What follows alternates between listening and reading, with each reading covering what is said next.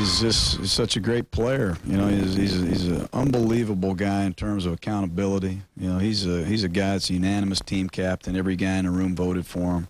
He got great charisma amongst his teammates, dynamic leadership, and just to me, one of the more complete football players I've ever been around. He can defend the pass. Some of the open field tackles that he makes are amazing plays. You take them for granted, you know, I think. But when you're a newcomer like I am, you know, sometimes you get maybe a little bit too excited. You know, and he kind of looks at me like I've done this for 7 or 8 years now. You know, calm down. But he fires me up, man. He really does. He fires everybody up, Kevin. And I think really what the Bucs are out to make sure of today is that history does not repeat itself. Same bat time, same bat place, same bat channel. Yeah. They don't want to do this thing over again. This is a week that the Bucs find themselves in nearly the same situation that they were a year ago after beating the Rams in St. Louis on Monday night. They head to Cincinnati to face the Bengals. The Bucs struggled, needing overtime to win. A fluke game? Well, not when you look at the NFL trend. The numbers show that the odds of winning on the road after a short week doesn't favor the Bucs. Come on, Cozy Coleman, what do you got today? Get the rhythm of these formations now. Let's go dance the week left zoom short. I'm not going to be a real pace. Bucs win! We win on Monday night again. Winning on Monday night is a blessing, but it also can be a curse. That's the good and bad thing about playing on Monday night. With a short week of preparation and facing an inferior team on the road, the Bucs try to avoid getting caught in the classic NFL trap. A scenario that longtime veteran Lomas Brown has seen many times during his 18-year career.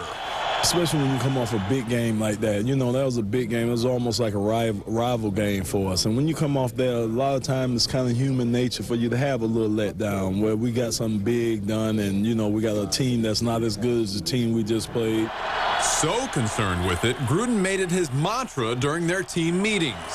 He really stressed that point, and I think the guys took it to heart. I don't even think that word should even be brought into the equation. If you're a professional, you know that, you know, 32 teams in this league, everyone plays hard. No, there won't be a letdown. I mean, we tried to avoid it last year. It almost cost us a game up there. We can't do it. This marks just the 5th time that a Bucs team has come off a Monday night game to play the following week on the road. Their track record, 2-2. But in their 2 victories, the Bucs have struggled, winning both games by just a field goal.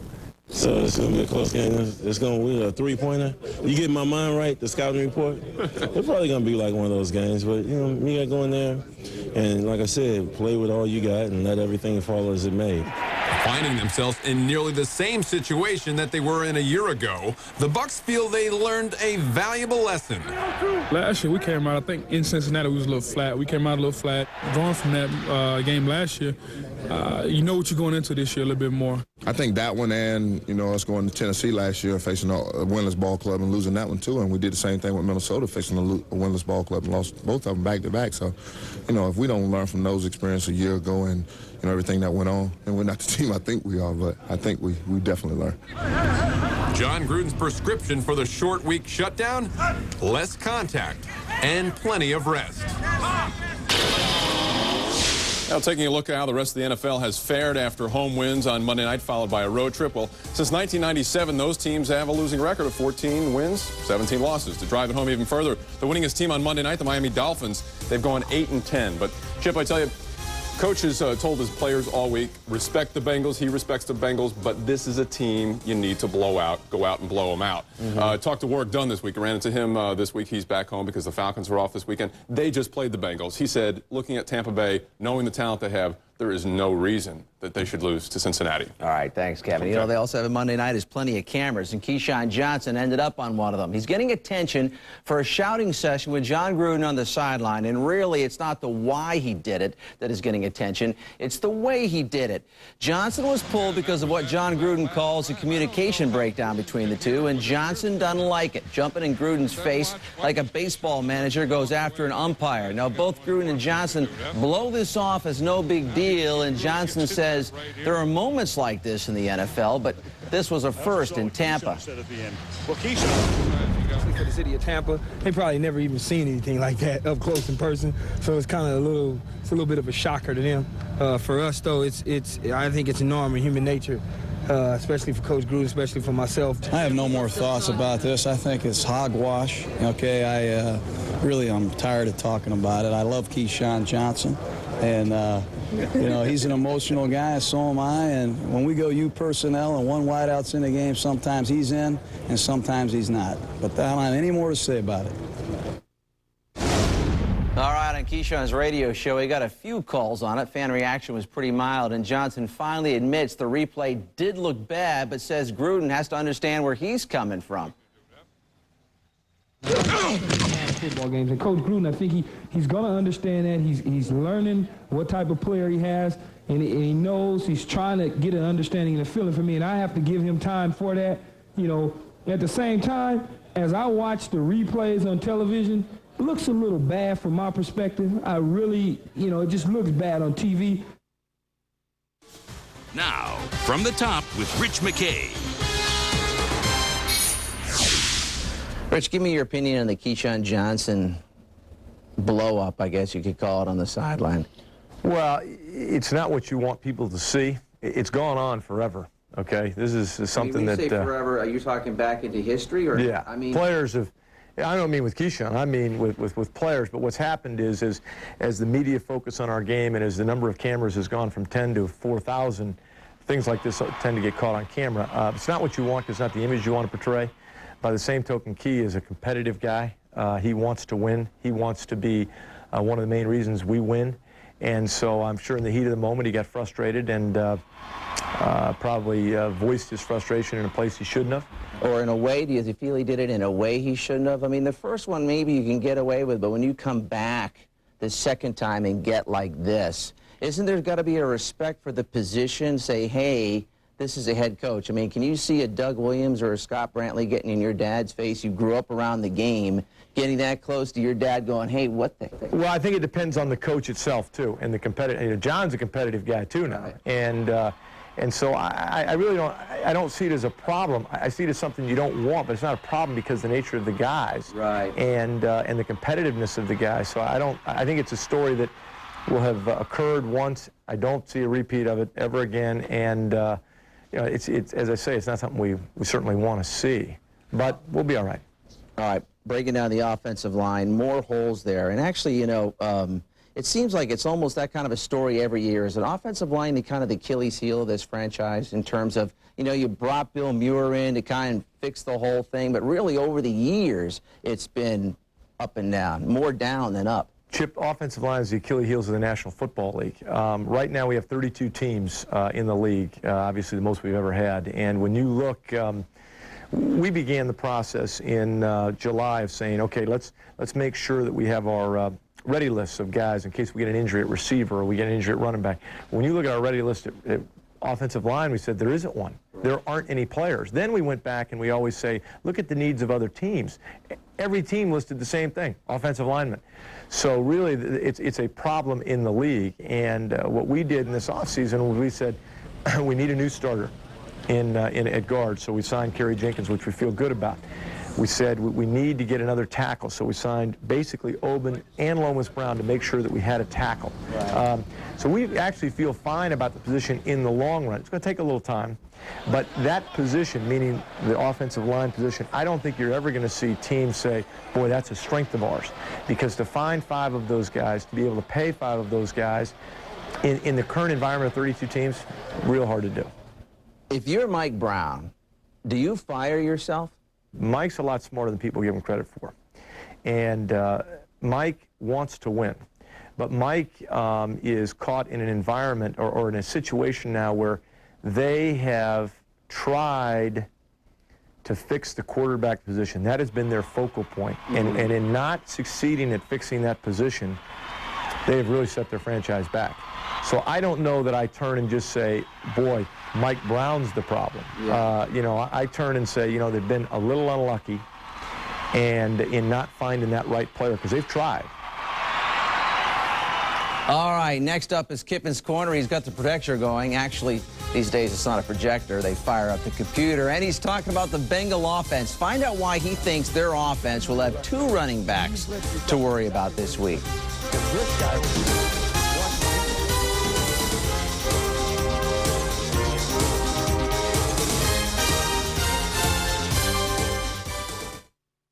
Chip Carter's Buck Sunday is sponsored by Checkers. Hey, you know what? What? You gotta eat. Well, it's in your eyes. Ain't no surprise. You got a thing for Checkers. Check it out. You gotta eat. Ain't nothing like this place. You gotta eat. Ain't nothing like this taste. You gotta eat. You gotta have a Checker double-decker. Nothing else will do. It's 2 huge patties with all the toppings, and now it's just 99 cents. Ain't no taste like it. Double-decker now just 99 cents at Checkers. You gotta eat.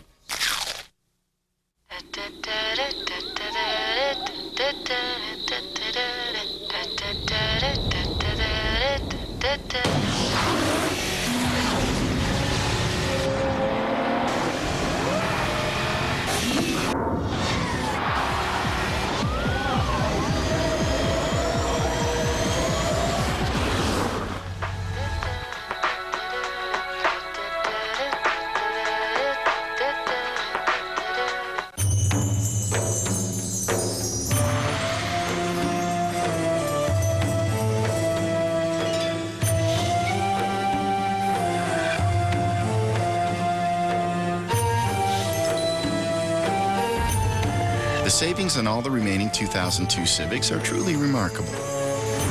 Get yours before they all vanish. Now you can get low 1.9% APR financing on the 2002 Honda Civic.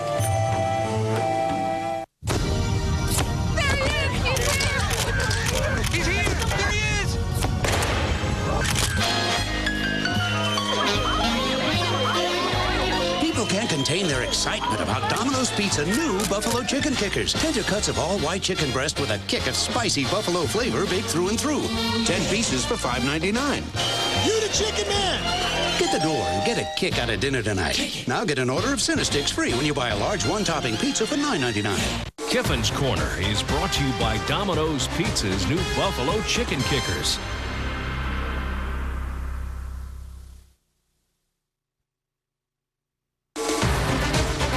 I'm Keenan McCardell, and you're watching Buck Sunday on Fox 13. After shutting down the Rams, holding them to 14 points, Monty Kiffin was fired up this week, and as I sat down with him to get that game tape breakdown, Monty was concerned about one Bengal combination. We got it. Now, you want to tell you one thing. Hey, if I can't put in that chip blitz yet, get off the block. Be physical. What you've got in this ballgame, you got 2 running backs. You've got 28, Corey Dillon. You got Achilles Smith, number 11. If you don't contain Achilles Smith now, you're going to have a tough day. You have got to stay alive on your pass rush. You've got to know your rush lanes. When you blitz, you've got to know exactly where you're blitzing, because this guy will beat you. Watch it. He's going to look. If nothing's there, he's going to take off and run now. I'm telling you, this guy is a great athlete. Come on in, Brad. Get on here, man. I want to talk some offense. Come on, we're talking offense. Hey, how about that Brad Johnson? Boy, unbelievable, huh? He never turns the ball over. No. They don't turn the ball over. I don't go hear about how many points they score. How you doing, BJ? They don't turn the ball over. Look at Kurt Warner. Turns over 4 times. Right. That means a lot to our defense. Boy, they don't put us in bad position. But watch Achilles right here. Takes off running right here. Okay. That's where he's. We got to contain him. Got to contain him. And now, do you put somebody on to shadow him, or is it just the? We are going to have a spy. We're not going to really call it spy, but we're very aware of certain coverages, what we got to do. Right. This is 2nd and 10 right here. Shotgun. Drops back. Nothing there. He's going to go now. Right. He's going to go right now. He's going to go right now. See what your defense there. Chip your defense in 2 running backs. You really are. And you know what? And you're going to do it again next week. So we better do a good job on this guy, because if we don't, it ain't going to be more fun down the lane with Michael Vick now. Well, luckily the offense behind Johnson has been bailing you out. So that's right. Exactly right, yeah. Well, they can keep doing what they're doing. You know, they eat up those long drives on the clock, keep you guys fresh. Want to hear a good story then? Yeah. I mean, Monday night TV, you're playing the St. Louis Rams. Our offense has a beautiful drive. We go down, we get 3 points. We kick off. Ball's in the 9-yard. The crowd's going nuts. How about a 91-yard drive? Yeah. Holy mackerel, if that's not deflating. But let me tell you something. What our players did, they hung together on the sidelines, and we got stronger and stronger as that game went on, you know. We rope-a-doped them. We made them think it was going to be easy, and then we slammed the door on them. Shut the door on them. All right, did you know that the Bengals have had 8 different starting quarterbacks over the last 6 years, and 5 different players have started the last 5 straight seasons? Now they're back to the #1 draft pick in '99, Akili Smith, who didn't get the time to prove himself. So now Smith is getting his start. He says his focus is to move the football and look out for number 47. You know, hopefully we can keep him under control along with Sapp and Simeon Rice and Derek Brooks, all those guys. It's going to be a tough game. If we can get CD going, though, and keep those guys back in a two-shell, we'll have some success. Very fast defense, undersized defense, but they're fast, quick, and they make things happen. You know, and this is going to be a very big test because if we go out there not playing this week, they could really embarrass us. All right, Jon Gruden's offense is known for using a lot of different shifts and formations, but right now most of the shifting and changes are coming in the offensive line. Seems he hasn't been able to start the same 5 players since the season started. We take a look at the injury problems and the inability of the offense to find the end zone more. Next.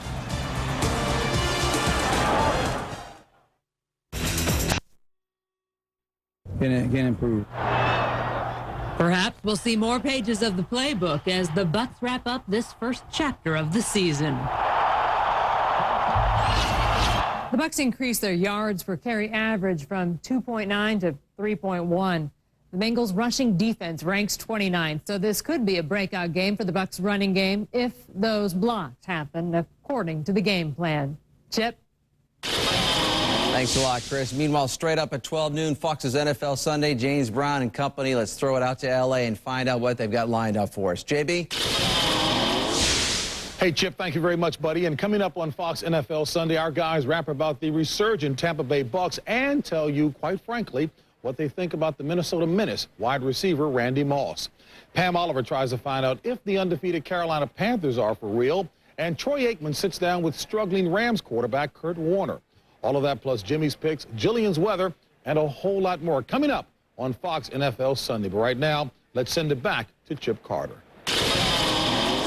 All right, thanks, JB. Meanwhile, right here on Bucs Sunday, Chris Field catches up with Keenan McCardell off the field, and they talk about more than just his job as a Buccaneer wide receiver. You also get his thoughts on family, his children, coming up in our off-the-field conversation.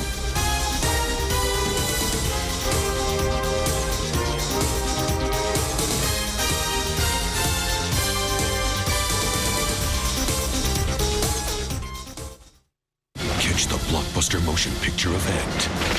Keanu Reeves, Lawrence Fishburne, The Matrix. See it tonight on Fox 13. Whoa.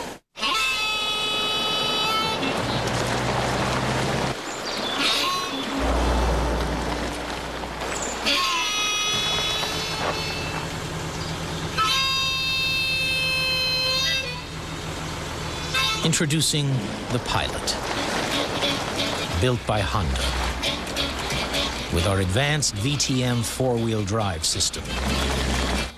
Invent a shortcut. Category. I mean, look at you today. You're the best-dressed player we've talked with today. And you made, what, 1998, Mr. Blackwell's best-dressed list, and his quote was, "Smart, savvy, and blessed with savoir-faire." Do you have that quote framed somewhere? No, I don't have it framed, but I got a lot of junk from my teammates in Jacksonville about that. And hey, I just like to dress. I mean, I like nice clothes, and you know, I'm not gonna step on anybody's shoes, you know, anybody's toes. I'm gonna come in and do what I do best, and that's dress. And you know, if I step on somebody's toes, it won't hurt much. Yeah, you don't want to mess up your shoes. That's why you don't want to step. Right.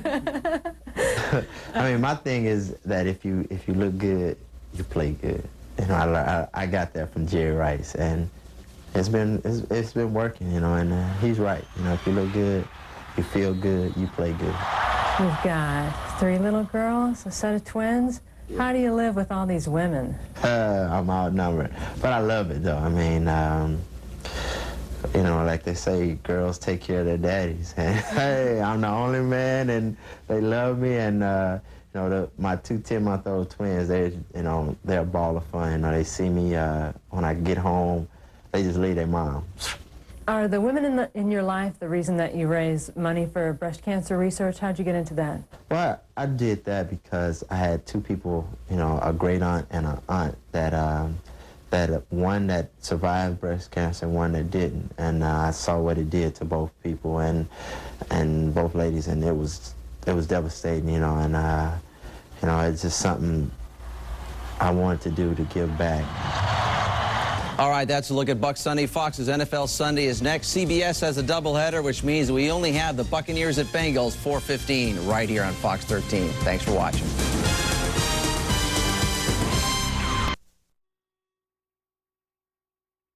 Over the St. Louis Rams Monday night, they meet up with a Cincinnati team that's still looking for its first win of the season. It's the NFL on Fox, Tampa Bay at Cincinnati.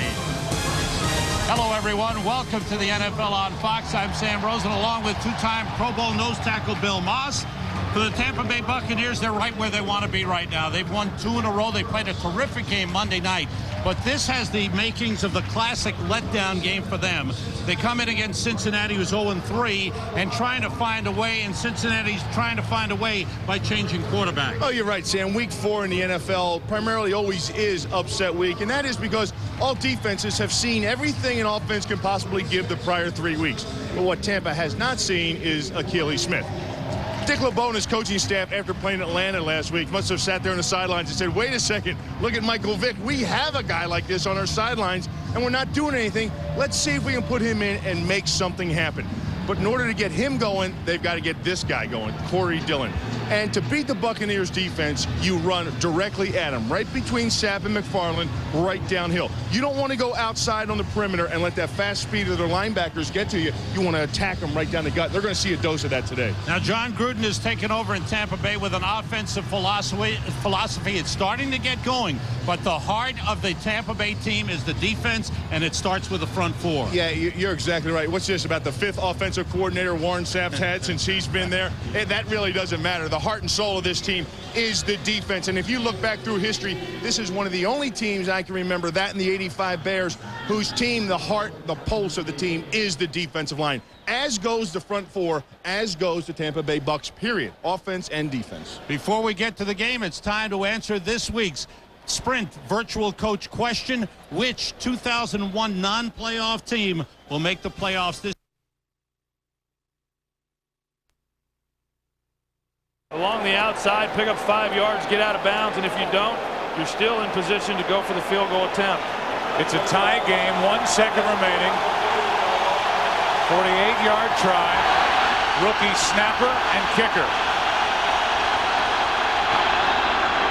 The kick is good, and the Cowboys are 2-2.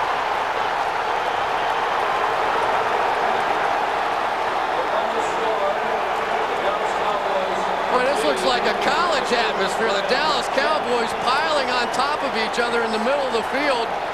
It's like they won a bowl game. But you talk about the difference in 2 football teams, and this season for the St. Louis Rams, their field goal banks off the upright. The Dallas Cowboys, theirs grazes off the upright and goes through.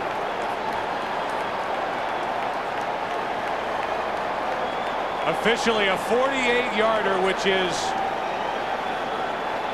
the long of the year and the career for the rookie Cundiff.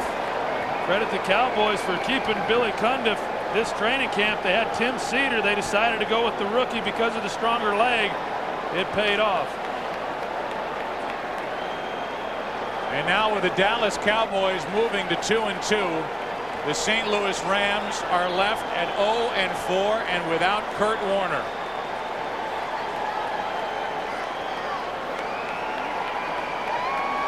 From one extreme to the other for Jamie Martin in sheer ecstasy for the Dallas Cowboys.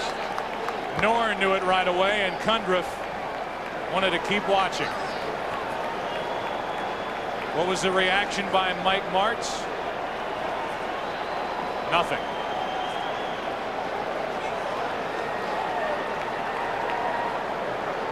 And 4 are the NFC champion St. Louis Rams. I'm Joe Buck for Troy, Chris, and Pam. Let's go to bonus coverage of Chicago and Buffalo. Let's join Kenny Albert and Tim Green.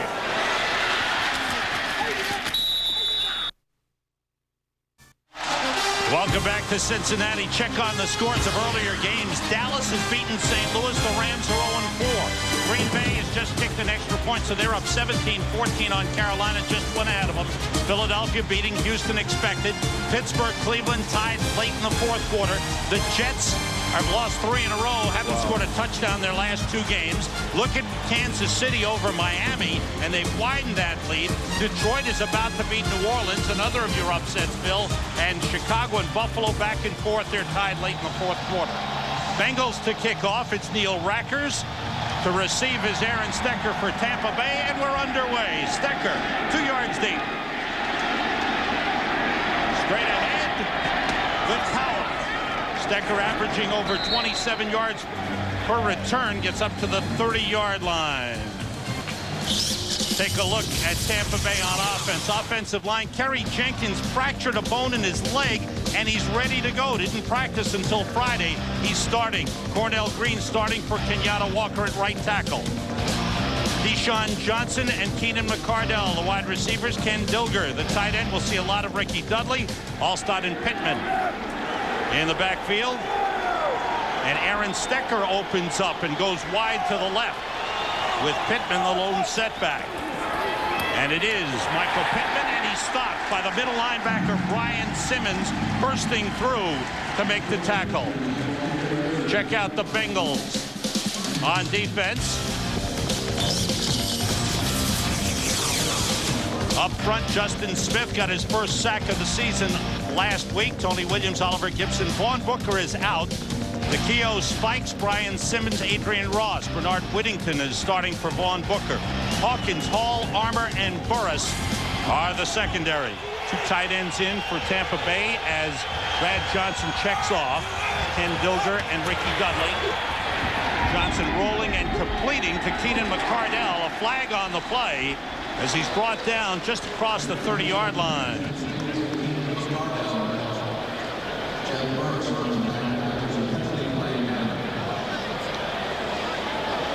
Jerry Austin is our referee, his 21st year in the NFL.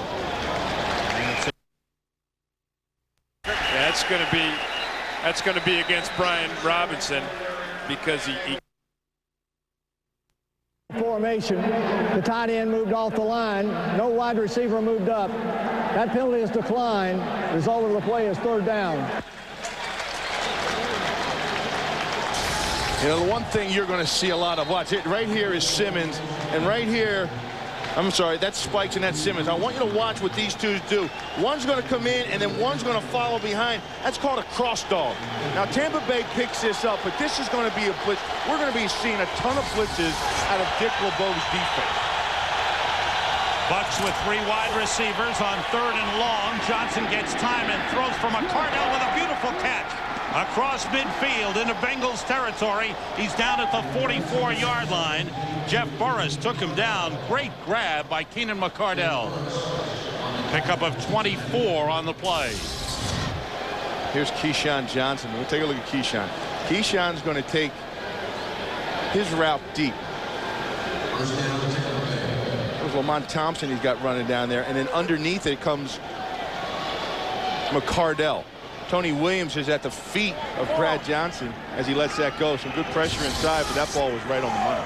Bucks have Allstott in the backfield with 2 tight ends, and it's Mike Allstott barreling for about 4 yards before he's hit at the 40-yard line.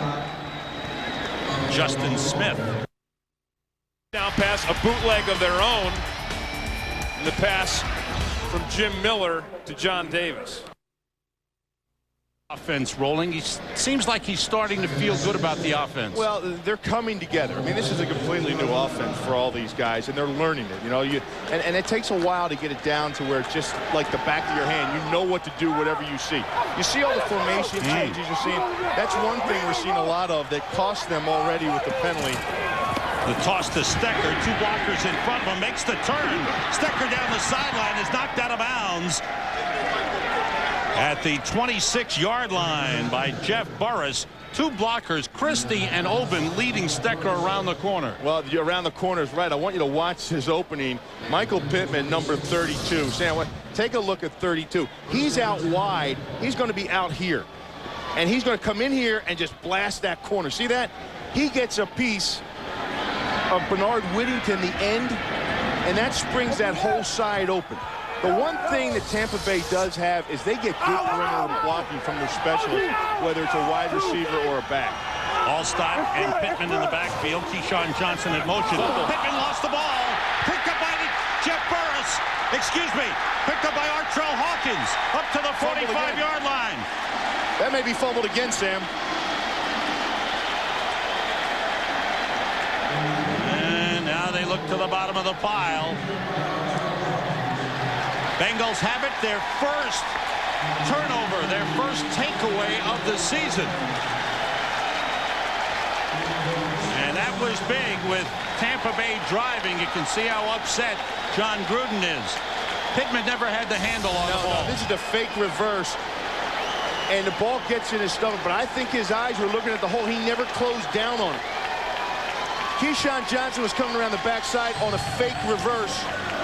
The ball is in the stomach of Pittman, but he just does not get his hands around it. His eyes were looking at the hole, never got a feel on the ball. Stop the clock. Bills led by 3 at the half.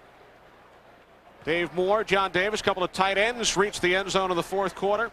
And the numbers on Bledsoe. Here so far today, that's for sure. Dane Stewart. Stewart going. Done that 11 times. And Greg Williams, the Bills head coach, said to us that more than anything has killed our team.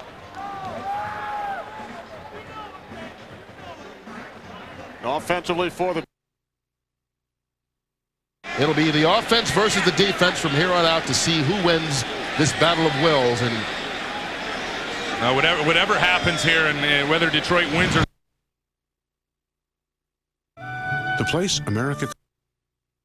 Right guys, he's made the right reads, he's thrown some terrific deep balls, and he's led this football team. I mean, he has provided the leadership, and you see him over there, and he's talking to veterans. He's talking to guys that have been in this league and saying, hey, let's go out, let's do it, let's stay poised. And this guy learned how to be a leader, Kurt, back in elementary school. His dad said, hey, when you're playing kickball at school, you guys are like. By Larry Centers. Brian Urlacher had just about as good a coverage as you could have. But Bledsoe put that ball low and in front of Centers, and Centers is just so sure. By Southwest Airlines, proud sponsor of the NFL and official airline of Super Bowl 37. Big turnover for Dick LeBeau's team. They finally start in good field position. They've been starting deep in their own territory a good portion of this season. They start from the 44 after the fumble recovery by Artrell Hawkins. Straight ahead, Lorenzo Neal across midfield. Lorenzo Neal spent 1 year with the Tampa Bay Buccaneers, 1998. Derek Brooks made the tackle. Bengals offensive line, Scott Rayburg starting for Mike Goff at right guard. Richmond Webb, 184 games, 183 starts in the NFL. Chad Johnson and Peter Warrick, another different tandem at wide receiver. Neal and Dillon, the running backs. And Achilles Smith is the quarterback. And his first pass is complete to Peter Warrick. Inside the 40, down to the 35. Well thrown, good catch by Warrick. Achilles Smith, who has played Reggie Austin on the coverage. Pattern, Peter Warrick in front of the zone. There was nobody underneath him. He was in front of the zone defense behind him. He just settled in, and that was a nice throw. Dillon and Neal in the backfield. Ball at the Tampa Bay 34-yard line. Toss to Dillon. Good job by Warren Sapp of fighting off Lorenzo Neal's block.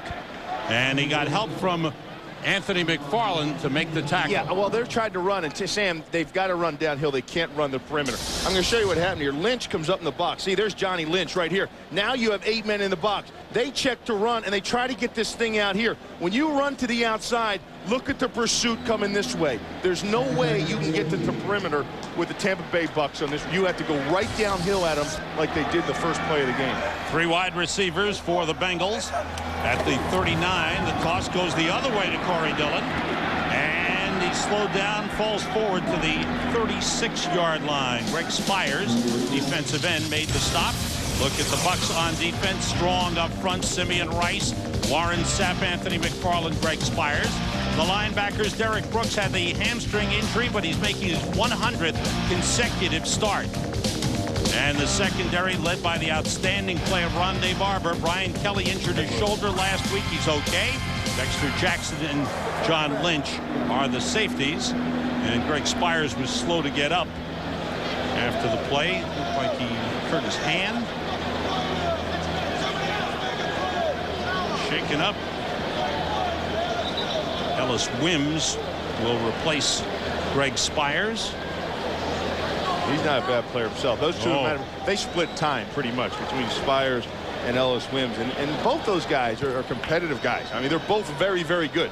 They could go to any other team and be a starting left end. They're exceptional at what they do in this scheme. Wims was a 6th-round pick last year out of Mississippi State. Spires was a free agent pickup, having left Cleveland. Bengals have to get to the 24-yard line for a first down. 5 defensive backs in for Tampa Bay. Out of the shotgun. The blitz coming, and Shelton Quarles took him down. The pass thrown away, and it's intentional grounding.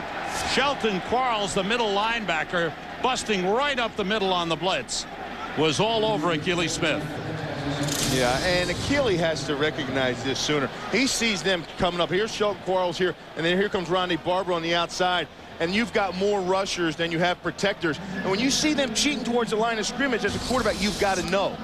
And if you're going to get out of the pocket, get out of the pocket. If you're going to throw it away, throw it away. But you shouldn't take that sack. Now look at the differential you have now. Where they were at the line of scrimmage before, Sam, you can at least attempt a field goal. And it would have been about a 46-yarder, but even still, you could have attempted the field goal. Whether he made it or not, who knows? Now look what they've got. Nick Harris to punt. Shelton Quarles was credited with a sack. Tampa Bay's 11th of the season, and they've had at least 1 in 48 consecutive games. Harris with a good punt. Carl Williams lets it bounce, and it goes into the end zone and through for a touchback. 51-yard punt, but the net is 31 yards on the touchback. So each team has had the ball once. The battle on the outside. And there's no score in the game. Blocked! The kick was blocked, and we remain tied.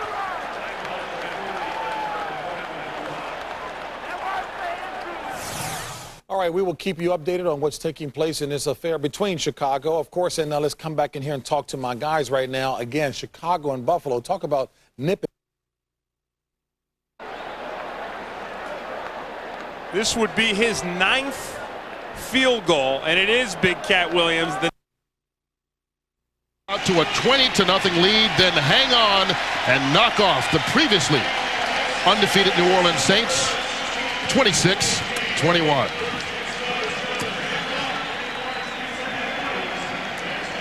And so with the win, the Lions go to 1-3. The Saints fall to 3-1, and this was a day that was had to. And this one is headed for overtime.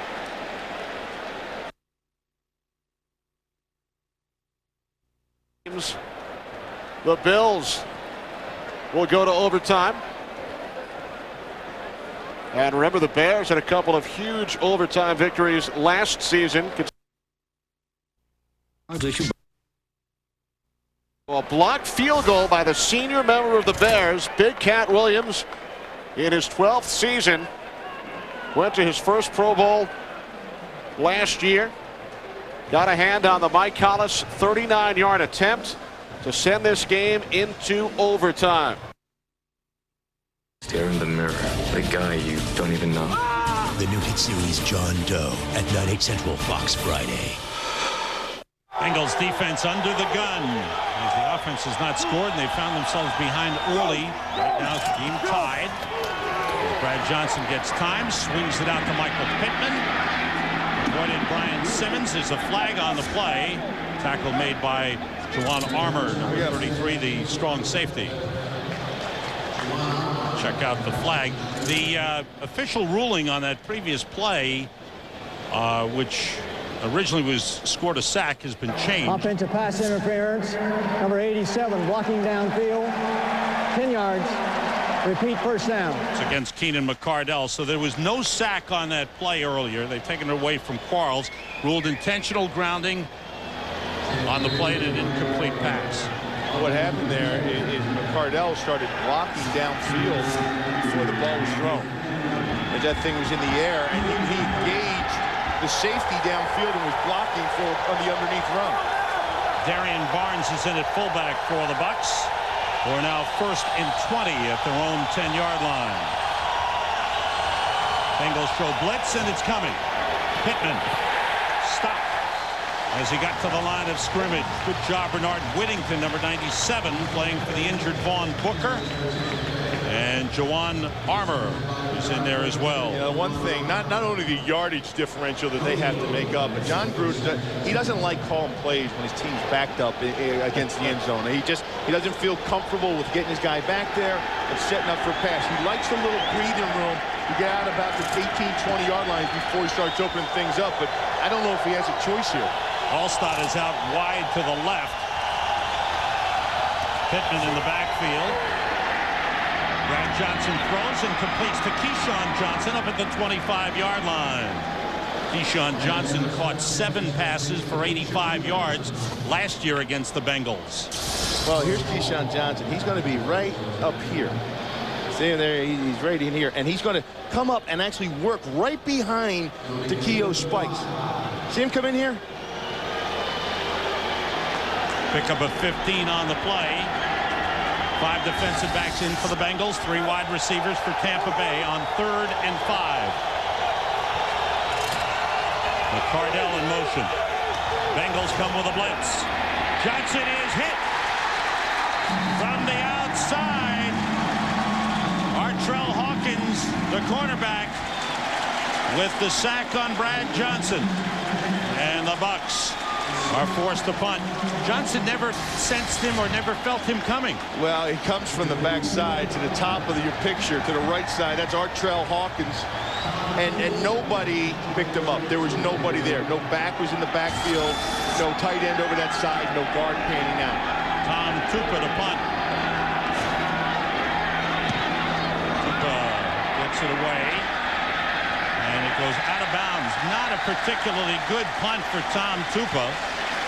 It's out of bounds in Bucs territory at the 45-yard line. Some of the best field positions Cincinnati's had all year long, Sam.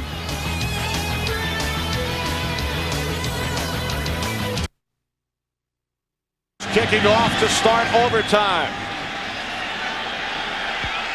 Leon Johnson from the 2. Johnson stopped just short of the 20-yard line by Chris Watson. So the Bears go to work on offense in overtime. Jim Miller on the day, 19 of 30, 188 yards and 2 touchdowns.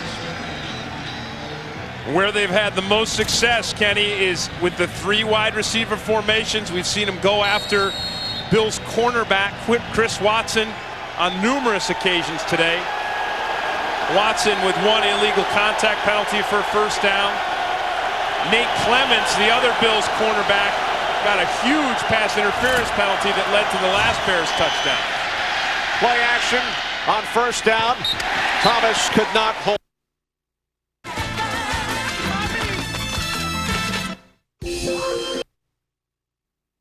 One of the reasons it's not surprising to see the Bears go to the passing game, even here in overtime, is the lack of success they've had in the run game. Bills' run defense allowed 5.3 yards a carry coming into today. Today, 1.8. Wow. Against this Bears offense. We are in overtime, 2nd and 10. Three wide receivers set from the 20-yard line. It's Thomas. Celebrity Boot Camp. Pretty much is over. No cell phones, no room service, no mercy. Coming for you, Kato. A 2-hour special at 8 Fox Monday. October's magical moments and magical matchups begin on Tuesday. The baseball playoffs will have the Yankees and the Angels, or the Cardinals and the Diamondbacks on Fox Tuesday at 8 p.m. Eastern, 5 Pacific. Bengals, first time they started driving opposition territory this season. Achilles Smith's pass for Peter Warrick was batted away by Brian Kelly. You know, the one thing when you talk about Brian Kelly and Rondé Barber in the corners when they play here for the Tampa Bay Bucks, and they get a sense in their mind when that ball's coming out. They play corner differently than you're taught how to play corner in the NFL. They get such great pass rush and such great pressure. They're able to sit back and jump these things and watch the quarterback throw the ball in a hurry. Greg Spires back in at defense. Ben Smith running on what looked to be a broken play. Picks up about 3 on the play, and Derek Brooks made the tackle. Sam, that actually it does. You know, to a fan, it looks like a broken play, but this is a designed run play. Much like, I want to take a look here. Here's Achilles Smith right here. And what he's going to do is he comes back and sets up. Now he gets some blockers in front of him, and he actually becomes a tailback in this. See, he's got 2 blockers. He's following the fullback and the tailback, much like Tennessee does with McNair, much like Pittsburgh does in situations with Cordell Stewart. That is a designed run play. 4 wide receivers set. Smith going outside, but his receiver, T.J. Hushmanzada, fell down. Say that again. Hushmanzada, come on. One more time. Taraj T.J. Hushmanzada. You are my hero. Hushmanzada, you know, he lost his footing there. That's just a little comeback, and that's something that the Bengals offense uses a lot of. I mean, you run him deep. Look, he's got his pony. Tuck that thing up.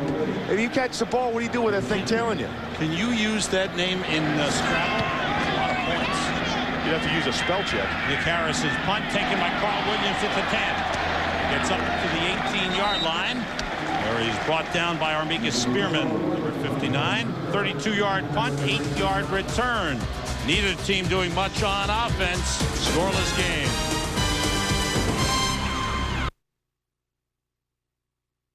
He leaps up and over Todd McMillan to pull this ball in. Bledsoe told us yesterday he loves the 3 wide receiver combination he has here in Buffalo. Bledsoe pumps twice and then dumps it off to Henry. Travis Henry inside the 5. Touchdown! The Bills win in overtime on Bledsoe's 4th touchdown pass of the day and his league record 4th overtime touchdown throw of his career.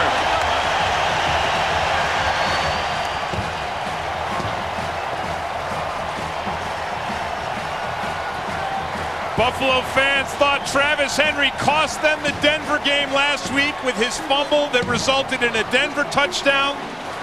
In the first half of today's game, he had a fumble that resulted in a Bears touchdown. And had the Bills not prevailed, that's what everyone would have been talking about. Instead, they'll be talking about Bledsoe breaking Terry Bradshaw's record for his 4th touchdown pass in overtime, and they'll 4th fumble in 4 games. John Fiala comes over and recovers it, but that ball has to pass the line of scrimmage. It was blocked. It didn't. Otherwise, if it would have deflected forward or out of bounds or sideways, it'd be the Browns' ball. So Peterson gets another chance, this time from 31 yards out.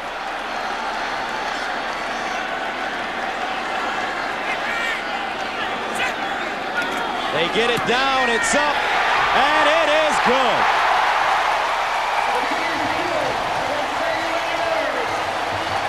And the bizarre season continues for the Cleveland Browns.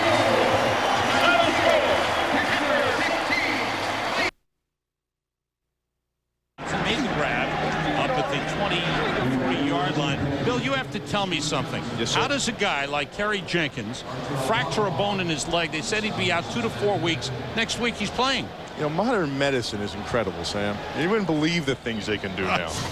Actually, what it is Kerry Jenkins is one tough SOB is what it comes down to. And he refused to let the injury slow him down. Now, it's a fracture on the outside. Your lower leg has 2 bones in it, tibia and fibula. The fibula is not a weight-bearing bone. And it hurts like the dickens, a big, deep bruise on that crack. But it's not weight-bearing, so he just has to tolerate it. Pittman, the motion man. Brad Johnson throws to Keyshawn Johnson. He's got a first down up the 33-yard line. We've got an update coming your way. Let's go to the studio to JB. Hey, Sam and Bill, take a look at Buffalo in their 3rd overtime game this season. Bledsoe pumps, fakes, finally hooks up with Travis Henry. Henry takes it in overtime. Unbelievable what these guys were doing here. And they pulled the victory off. And speaking of overtime, Tommy Maddox, touchdown Tommy Maddox, drives Pittsburgh down. They come away with the field goal to win it. 16-13. Back to Sam and Bill. Thanks, JB. Pittsburgh Steelers now 1-2. Brad Johnson on first down, trying to hit Ricky Dudley down the seam, the tight end. Dudley picked up 2 weeks ago from actually he played for Gruden in Oakland. He was cut by Cleveland. And one of the reasons they brought him in, this is Ricky Dudley right here, and one of the reasons they brought him in because he knows this offense so well, and he knows what Gruden expects out of the tight end position. Now, they got 2 pretty good tight ends. You know, these guys are in the latter part of their career, getting up there in age a little bit, but they're both battlers, and they both will make plays for this team down as this thing unfolds. He scored a touchdown last week. First game. Pressure on Brad Johnson. He throws it in the vicinity of Michael Pittman. Bengals want a flag. Oliver Gibson with pressure was all over Brad Johnson. And there's a flag. Jerry Austin. Gibby was in there. Justin Smith was in there. And I think that was questionable, but I also think that he was outside of the box. And then now this year, it's a tackle-to-tackle box. You see this pressure come to the left. Justin Smith crashes down inside, and then Gibby comes around him, a little E.T. stunt. See Justin Smith flopping sides there. There was no flag on that last play. Brad Johnson completes to Joe Juravicius, and he's got a first down up the 46-yard line. Just a case of knowing where the first down marker was. And Juravicius, the big target, the 3rd wide receiver, picks up 12 on the play, and it's a first down for the Bucs. Yeah, Jawan Armour just gave a little too much room there. You know, when you play a zone defense, you want to keep things underneath you and in front of you. But you can't play that far off and give them that much room. Joe Juravicius stood there past the first down marker, uncovered for quite some time. 2 tight ends for the Bucs, 2 wides. Michael Pittman in the backfield. Eric Abagu in at defensive end for Cincinnati. Pittman. Will get across midfield. Picked up about 5 on the play. Justin Smith chased him down and made the tackle. You know, as much in flux as the offensive line is for the Tampa Bay Buccaneers with the injury and then Cornell Green starting, the one mainstay is this guy right here, Christie. Now, one of the things they do, even though he's covered, they block down and they get Christie outside. Now watch, he gets up on Simmons, and he's actually going to drive Simmons out of the picture, and Pittman cuts off him right off his butt. Now that's great athletic ability for your center to be able to get out on the perimeter and in an area out in space, find the linebacker and seal him off. Bengals feel Christie and Oben are the 2 best linemen for the Bucs, and the play is whistled to a stop. A penalty on Tampa Bay. False start, 27 offense, 5 yards. It's still 2nd down. It's Aaron Stecker who started to move too soon. The Bucs use a lot of different personnel, don't they, Bill? Is that part to confuse the opposition? Oh, there's no question about it. A lot of that is Jon Gruden's package. Now, he'll talk about his package, and everybody talks about their package, and I got this, and formations, and shifts, and Johnson, and this and that, and they got all these things going, but you know, there's nothing really to hang their hat on yet offensively. I think they're still trying to feel everything out, and they're using a lot of smoke and mirrors to try to get something done. Dilger, the tight end, shifted in the backfield. It's picked off. Raynard Wilson. That's Brian Simmons, the middle linebacker. Simmons with the interception and a touchdown for Cincinnati. The Bengals, who had no turnovers, no takeaways coming into the game get their second. This one is a 51-yard return for Brian Simmons for the touchdown. That's some of the confusing stuff, Sam. I know you said at first you thought it was Adrian Ross, but what happens is their linebackers move so far all over the place when they come with the blitzes. Nobody knows exactly where their linebackers are going to end up. And that's what happened with Brad Johnson. He had no idea Simmons was going to cut off the slant pass. Rackers for the extra point. Harris on the hole, and it's good. The Cincinnati Bengals have the lead for the first time this season. Brian Simmons with the interception and the return for the touchdown. First pick on Brad Johnson. All the way over here and cut off the slant. That's exactly what Simmons does. Brad Johnson's thinking, well, something's funny. Now Simmons takes off. He's just looking at the quarterback and jumps the slant. He sees this. He's eyeing up the quarterback. He knows the slant's coming. He goes right to where Brad Johnson's eyes took him. Third career interception for Brian Simmons. His first career touchdown. Bucks from the 34. Pittman follows Christie. And pulled back by Takeo Spikes. Takeo Spikes, outstanding linebacker, leading tackler for the Bengals. Yeah, and I talk about week 4, Sam, and I think as long as we've been working together, I've always talked about it. It's a time when teams figure out what you have. Now, you've shown everything. You've covered this up and you've covered that up, but there's only so many things you can do. And week 4 is when teams start figuring it out. And that's why you see the upsets you see today. And another thing is, too, of course, it's a short week for Tampa, and there's nothing to get excited about coming to Cincinnati. Blitz coming, the toss to Pittman. He's got a big hole. Pittman with a great run gets upended by Juwan Armour. Send him flying. And sent him flying into Bengals territory at the 49-yard line. 13-yard run from Michael Pittman. Yeah, well, check out this seal block by the right side here. This is going to get blocked down in here, and this is going to be your seam right outside. This is a nice job. There's the block right down on Bernard Whittington. Then here's the lead, and look at that alley. That's pretty stuff. You cannot give up contain when you're on the outside by a down block by a tight end.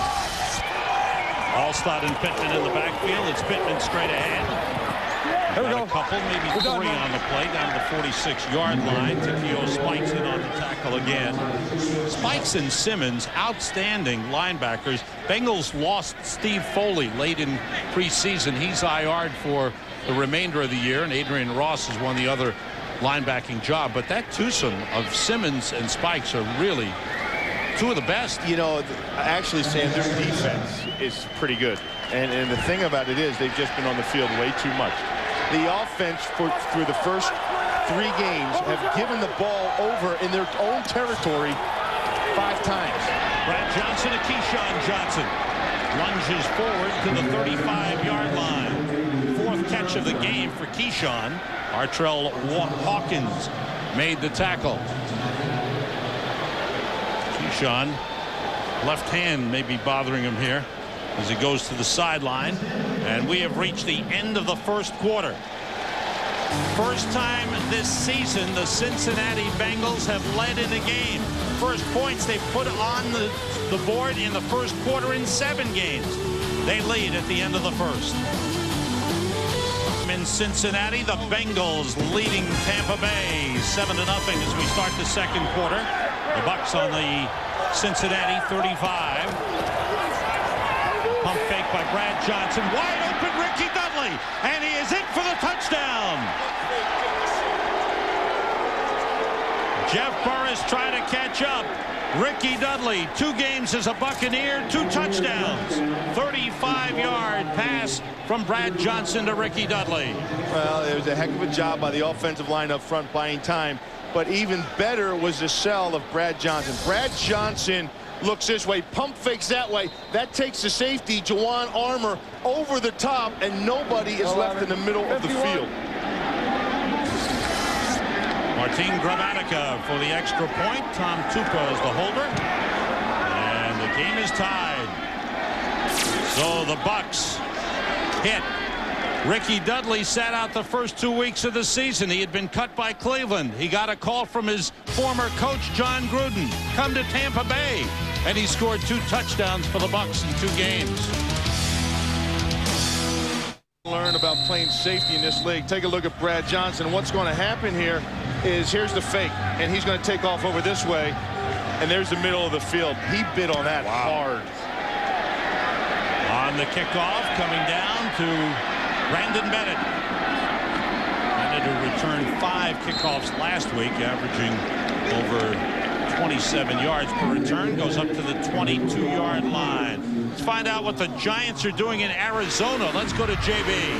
Hey, Sam, the Giants have 4 straight wins over Arizona. Tiki Barber trying to make it 5. Look at this excellent second and third effort by Tiki Barber. Hard 6-yard run, and it's the Giants up in the second quarter, 7-0 over the Cardinals. Back to Sam and Bill. And you know that Rondé is going to be happy about that. Well, Ronnie was talking about his brother Tiki. He said his little toes been bothering the heck out of him. But he says, who they got this week? He said Arizona. He goes, they'll take care of them.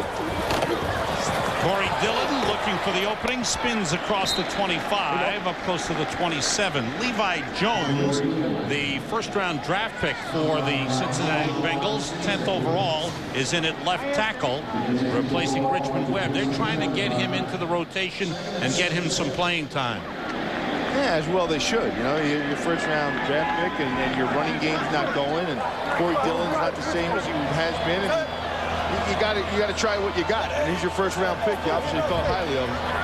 Warwick is the man in motion. Corey Dillon up across the 30 to the 31-yard line. Bring up a 3rd and short. Dexter Jackson made the stop.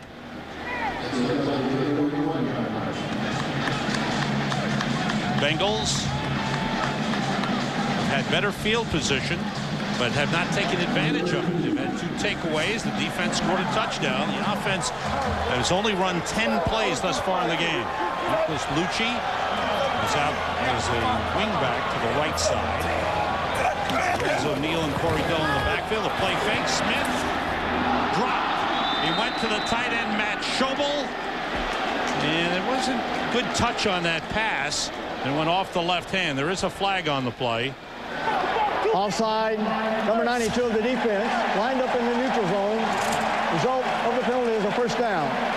That's on Booger McFarland, and it gives Cincinnati a first down. Cincinnati on offense struggled all year, Bill. Well, the thing about it is Corey Dillon hasn't been going because they played from behind. There's been interceptions in the red zone. Tight ends have 1 catch. They just can't seem to get things going. And every time they go to do something, they're backed up and they end up throwing an interception. And the defense has to come out in the field and get a full ranking because of it. Akili Smith in trouble, and he is hauled down by Warren Sapp. Sapp's 3rd sack of the season. And now the Bengals the Bucs officially have at least 1 sack in 48 consecutive games, the longest active streak in the NFL. Sapp's off to a good start this season. Yeah, and their defense is, Sam. And one of the things is because their offense is controlling the ball a little longer, although they have not been able to score as much as they'd like to. The time of possession is up. They move the ball down the field. And they settle for field goals or they don't convert or whatever, but they are chewing up the clock, giving these guys a breather. Dillon stopped by Warren Sapp. Good tackle by Warren Sapp. Just as Dillon saw the hold. I want you to take a look at Warren Sapp, and I want you to now over here's Booger McFarland. Now look at the distance between these two. That's a lot of distance, right? Now you think so, but watch Sapp. He goes upfield, and then watch. He comes all the way back underneath to make this tackle. Now that's big-time play out of the defensive tackle. Most of the time when you see that much split in between your defensive tackles as you got right here, you pass to Brandon Bennett. And Bennett is brought down at the 38-yard line. Rondé Barber made the tackle. And the Bengals are forced to punt. They got a first down on that possession, but that was because of the penalty. So the offense is still not in sync for Cincinnati. They're not running enough. You know, for me, you know, there's still 7-7 game here. I mean, heck, run the football and run downhill. Harris took the high snap, the punt to Carl Williams from the 23. Spins away from one. Now he's buried. Good coverage on the play. Canute Curtis, number 98, with the tackle on Carl Williams. The Bucs go on offense with the game tied at 7. Drive to the 7-yard line. Kevin Falk, or rather Patrick Pass, rather, still on his feet to the 30 and out of bounds close to the 35-yard line. Tom Brady back onto the field against the top-ranked.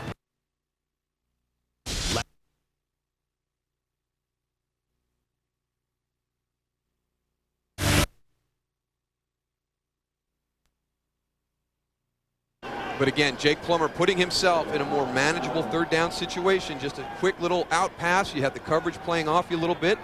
You have to respect Marte Jenkins' speed out there. So that's something they should probably.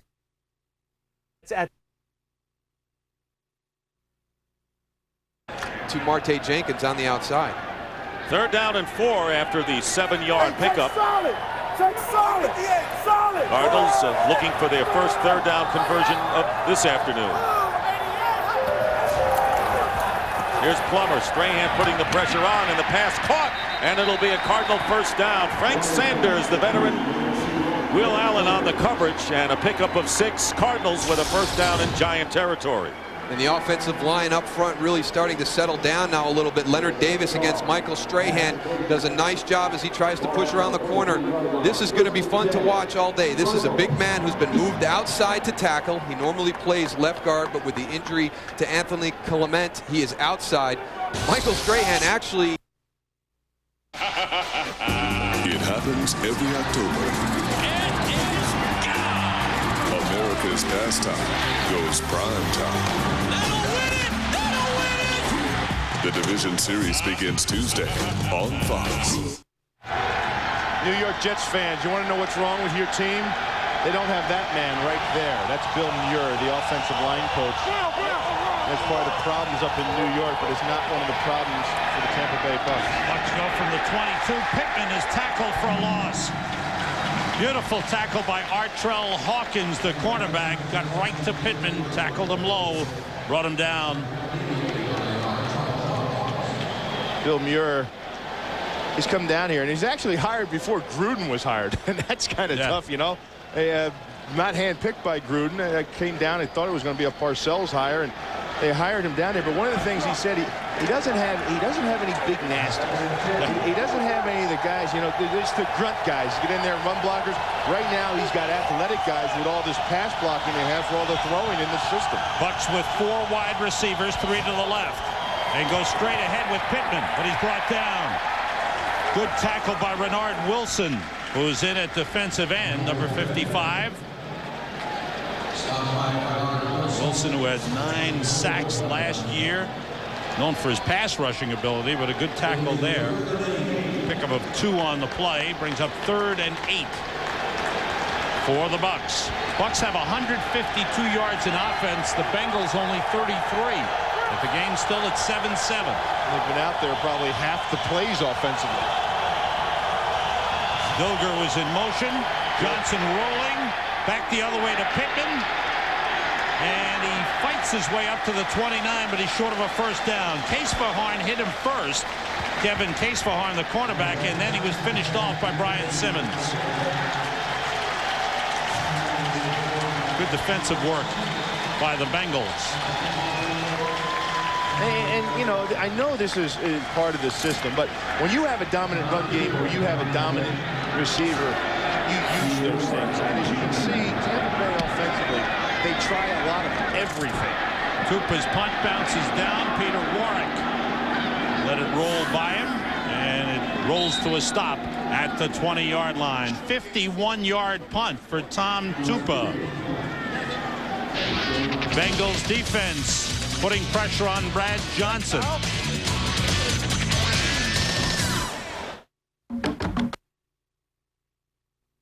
Almost immediately as he got towards the line of scrimmage and spun off him and lunged upfield. If this is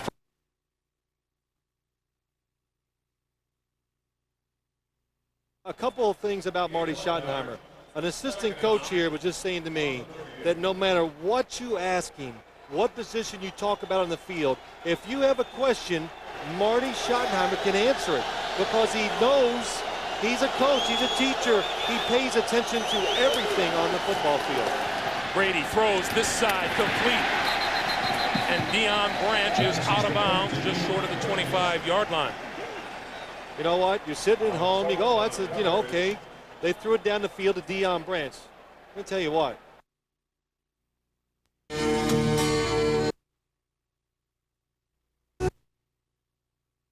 He's not attacked that much in the National Football League. Tom Brady has the arm, the receivers, and they throw it to the sidelines, and that was just another good example of it. Deion Branch now 4 catches for 46 yards on the day, a first down. New England. A minute and a half to play here in the first. Sayal tries to blitz.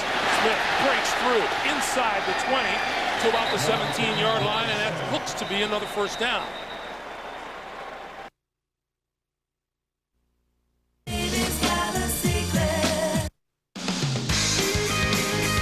Fox NFL Sunday is brought to you by GM, the car company in overdrive. A look at the Bengals bench. In previous weeks, they have fallen way behind. Sam, you get a haircut like that? No. Tony Williams did, though. It looks like he did it himself, and he just looked in the mirror and said, yeah, that looks pretty good. McKinley Smith 2 for 5 for 20 yards this far in the game. Corey Dillon carrying on first down, and he is shoved back. Okay. Picked up about a yard, maybe 2 on the play. Last year, Tampa Bay played in St. Louis and won on Monday night. Came into Cincinnati and had to go to overtime to beat the Bengals 16-13. Perception's everything, Sam.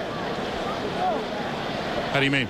I mean, you go play on Monday night, you play a prolific offense like the Rams, you're getting excited all week long. On second down, Smith fires and it's incomplete. Trying to hit Chad Johnson. Brian Kelly was in on the play to bat it away. Sam, the corners, I talked about it earlier, the corners for the Buccaneers have a luxury of that pass rush is coming so hard. They get to turn and look back at the quarterback because they know they're not giving anything up because the quarterback is under such duress that they're afforded the luxury to say, I can cheat, I can look back, and I'm going to look at where the quarterback's looking, and I can get a jump as he winds up to throw the ball. Out of empty backfield, rush coming, and McKinley Smith is brought down. Simeon Rice got a piece of him, and Smith goes down at the 25-yard line. Sam, I see Achilles Smith. I understand the move. What I don't understand, however, is they're running the same offense that they ran with John Kitna and Gus Frerotte. I would not have Achilles Smith set up and stay in the pocket where Warren Sapp, Simeon Rice, Booger McFarland are going to come after me. I would move my pocket and I would use some of his athletic ability. Nick Harris's punt taken by Carl Williams with a fair catch at the 30-yard line. 46-yard punt. No return. Bengals just can't get the offense going at all.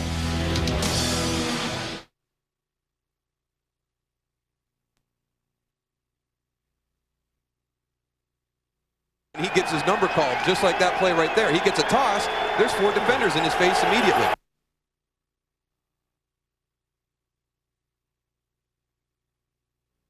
The survivor winner, V. Visepia Towery from nearby Hayward, California. She won the last survivor, Marquesas champion. Into football as well. Gannon incomplete to Brown. Will bring up 3rd down and 3. Andre Dyson on the coverage. Tim Brown. He's in an interesting dilemma. He told us, he said, Super Bowl week. We're expecting twins in the Brown household. We'll work it out. Another one of those 36-year-old guys that dots this Raider roster, and one of the classiest acts that's ever played in this league. Another Heisman winner. Gannon underneath, complete, and it'll be enough for a first down to Charlie Garner. It can't be predicted. It can be prevented. nothing has been tested and proven to hydrate athletes better or faster. Gatorade. Is it in you? Entertainment Weekly says Firefly boldly explores new frontiers. Lovely place, I'll tell my friend. Count me as being on board for this sucker. Not alone. Plenty of room. An all-new Firefly, 8/7 Central Fox Friday. This is the Fox Sports calendar for October. It is filled up. You've got baseball playoffs beginning October 1st for the rest of the month right through the World Series. And, of course, on Sunday, those yellow circles, it's NFL action right here on Fox. The place to be. Bucks with Brad Johnson checking off. He splits the backs, Pittman and Allstott. Blitz coming. Swing it out to Pittman. Justin Smith wrestles him out of bounds. That was a good chase down by Justin Smith. Yeah, and I like the way Justin Smith plays defensive end. He's a lot out of the mold of a Grant Wistrom. This time you're going to find him lined up over here. And then if they check to, he's got the back out. See that? When you get to his defense, because they're going to come with the blitz in here. So when you have all those people coming, somebody's got to pick up the hot back out in the flat, and it becomes a defensive end. And you saw that Justin Smith had the speed to run down Michael Pittman. That's pretty doggone good. All-stop shift. Brad Johnson being rushed and hit as he throws. He's got a man. It's Keenan McCardell down the sideline. And he goes to the end zone. Touchdown. 65-yard pass from Brad Johnson to Keenan McCardell. And what a pass by Johnson as he was smacked as he threw. Keenan McCardell got behind Jeff Burris. Jeff Burris tried to do a little bit of what Tampa does and look back at the quarterback. You know, they said he knew that blitz was coming. He knew they were going after Brad Johnson, and he tried to look back, and Brad Johnson waited for McCardell to clear, and by doing so, took a shot right in the mouth, Sam. I mean, Justin Smith just knocked him right in the chin, knocked him head over teacups, boy. He's tough, though. Brad Johnson has really shown his toughness. He always has. Gramatica's extra point is through. Longest play of the season for the Tampa Bay Buccaneers offense. 65-yard touchdown pass. McCardell's second TD of the season. Artrell Hawkins, watch him looking inside. See him come up and jump on that. He jumps on that, and he lets Keenan McCardell get behind him.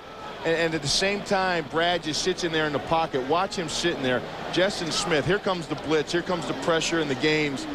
Boom. Right up under his arm, right up under his chin. And that ball was right on the money. Johnson hangs in that pocket, doesn't he? He stands up there. Well, did you see all the traffic that Keyshawn Johnson drew? I mean, Keyshawn Johnson drew a ton of people around him. And then right behind him was Keenan McCardell. Artrell Hawkins just jumped up right on Keenan McCardell.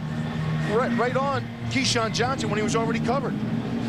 There was no reason to leave McCardell. Keyshawn Johnson was already covered up.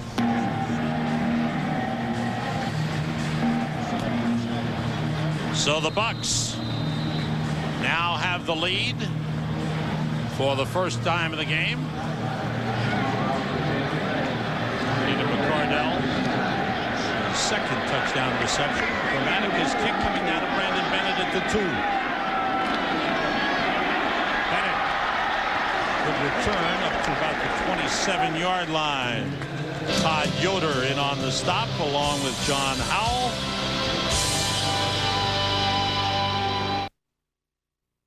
Still, whether he's arguing about that punt return where there were 2 illegal blocks in the back that weren't called, who knows? Quarterbacks have been taking a lot of heat, you know, for their team's losses. They always do this year, every year. Well, this week, Phil Simms sets the record straight and says when a team loses, it isn't always because of the quarterback. Read what else Phil has to say at NFL.com or on America Online. Enter keyword NFL.com. So Samari Rolle is really hurting. He is really reluctant to put any weight on that one injured leg, and this is a critical loss for the Titans.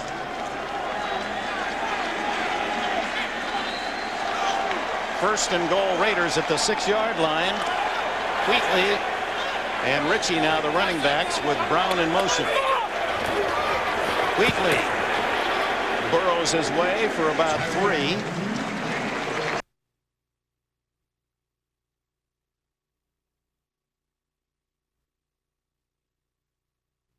And that pass knocked down by Simeon Rice, who had an interception last week, and that ball was thrown right at him, and he almost had another one.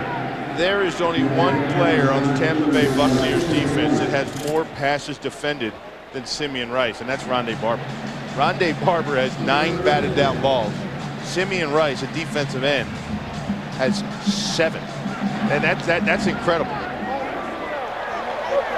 That's really remarkable for a defensive lineman to have that many batted down balls. And you can see how much more comfortable he is this year in the defensive system, his second year with the Bucs. At the shotgun, the pass too high, intended for Ron Duggins. 3 and out for the Bengals, and you hear the fan reaction. You know, when I say those batted down balls by defensive linemen, I'm talking for a season. 7 batted down balls is a lot for the course of the season. Simeon Rice has that in almost 4 games. This Buck defense is really playing well right now. Nick Harris's punt, Carl Williams for the 28. He's got room to return.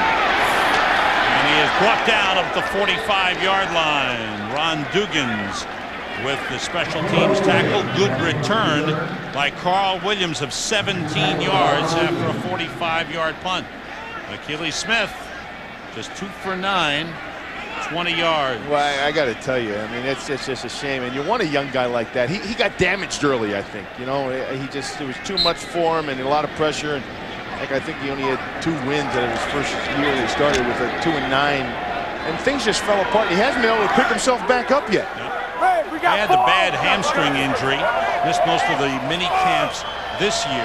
He was okay at training camp. On first down, Pittman straight ahead, short pickup on the play.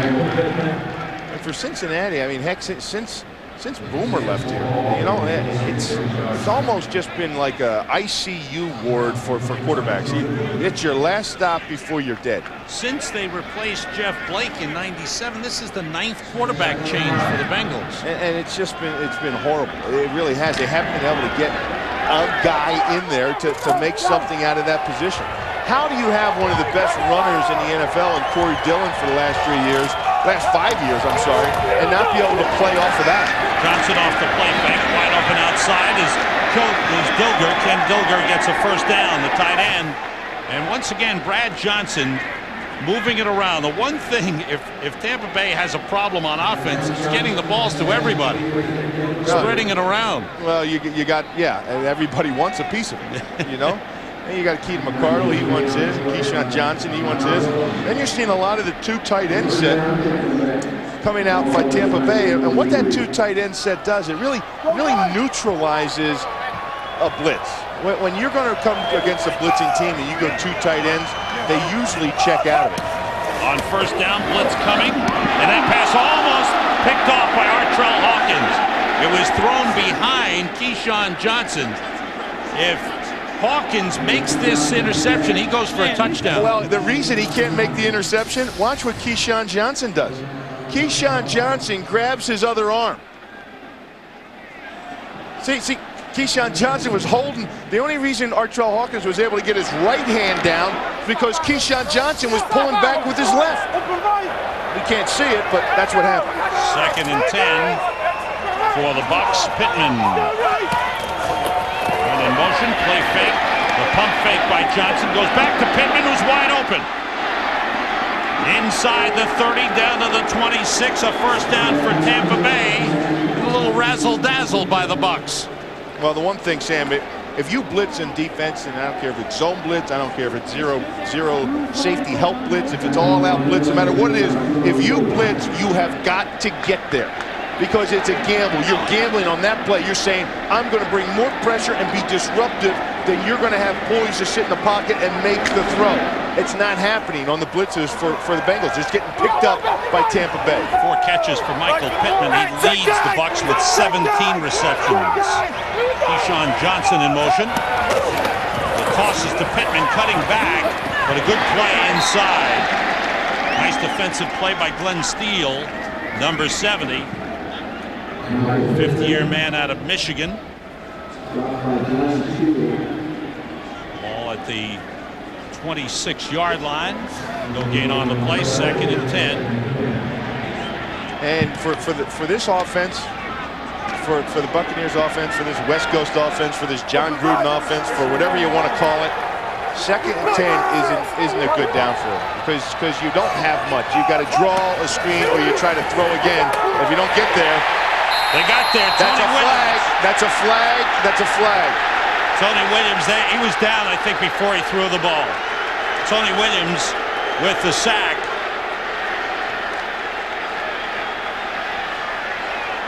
He's very lucky that they don't tack on 10 from that spot, Sam. He is down by a sack. He was down on the play. Tony Williams with the sack. Loss of 11 on the play. They just run a little twist stunt inside here. Tony Williams just beats Cozy Coleman just clean. Right off a swat and swim. Catches that outside shoulder, bangs on it hard, and swims over the top of him. Minnesota Vikings, Tony Williams. The Bucs have called timeout. 3:41 to go in the first half.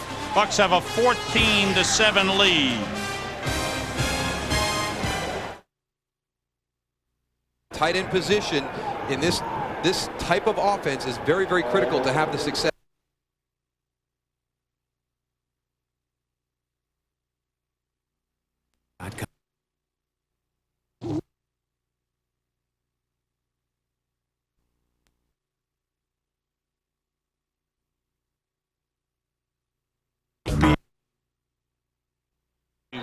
Come to the 2-minute warning here at Sun Devil Stadium with the Cardinals still with 3 timeouts in their pocket, trailing the Giants by 7.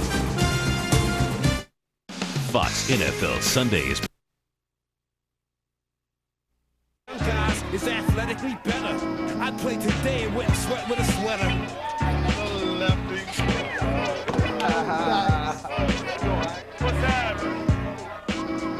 The game is fantastic, but sometimes it's a bore. So I'ma hit the spot with my crew and chill and sip on the cause. Access.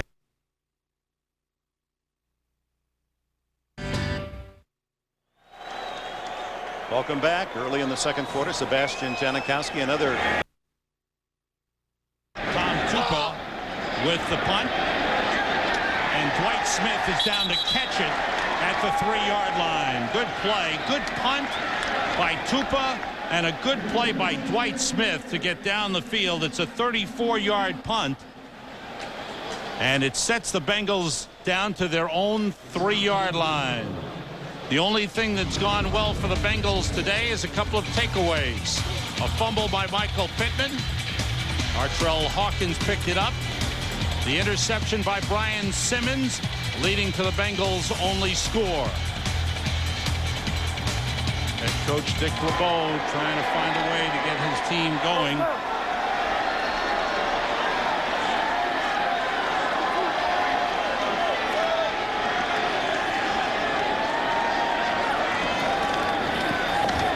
Corey Dillon on first down gets a couple on the play. 7 carries in the game for Dillon, 12 or 13 yards total. Up to the 16-yard line.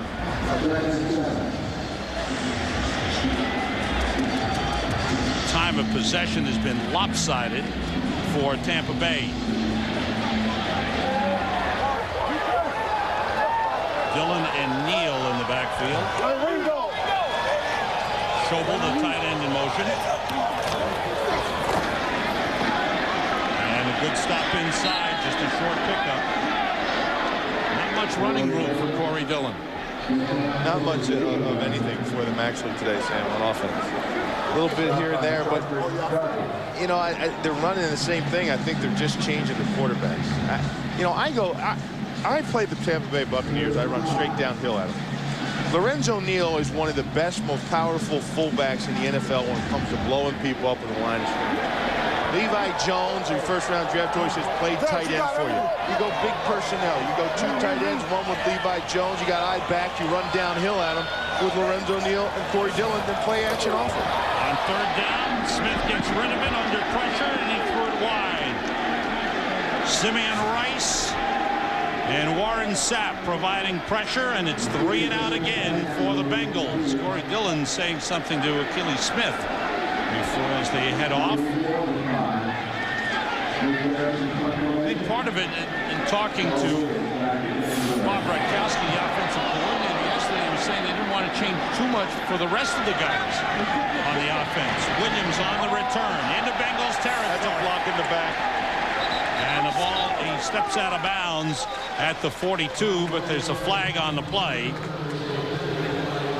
And it looks like Ryan Neese may get called. 45-yard punt with a 12-yard return. Jerry Austin checks out the flag. Illegal block from behind during the return. Number 56 of the receiving team. 10 yards. First down. 2-minute warning. 2 minutes. It was Ryan Neese, the man called, Bill. Man, he's going to come right in. There it is right there.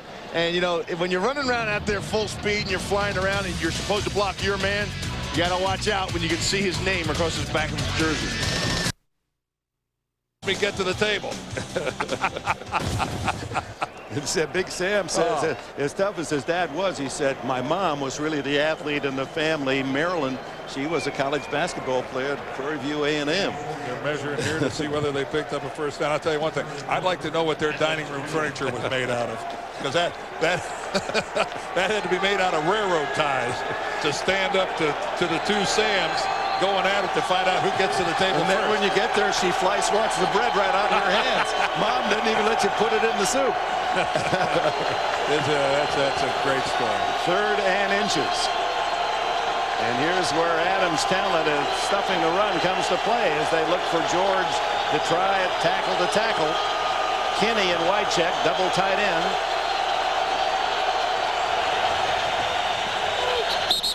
Well, they're saying that there was a false start as John Perella made the move across the line of scrimmage and pointed at the culprit. Well, when you come over and make contact like Perella did, you better be right, because you've declared yourself. There's no going back once you touch a guy. Well, they discussed that, Dan. You talked about Adams. What a pickup Perella was. 64 offense. 5 yards, 3rd down. What's wrong with you? She's looking right at you, man. I know.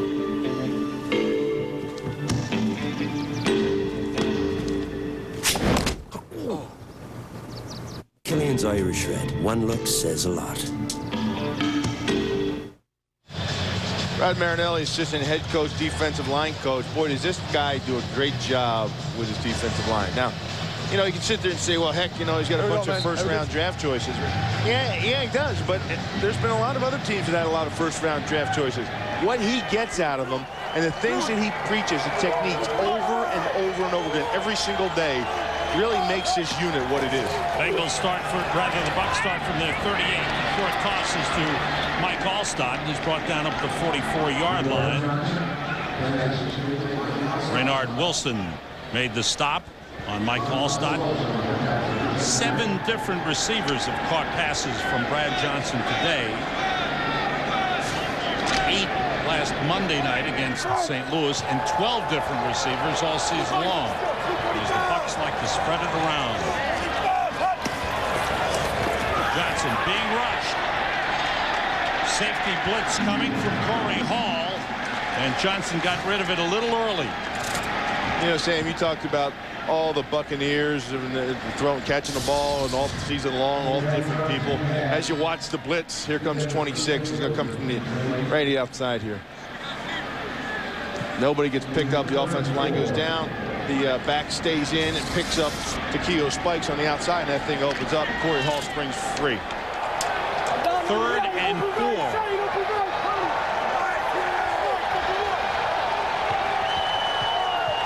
Keyshawn Johnson motions. Johnson short drop, fires a beauty to Keenan McCardell. The ball popped loose, and it's ruled incomplete. Jeff Burris wrapped up Keenan McCardell. I'll get back to my thought there about passing the ball around everybody in a second, Sam, but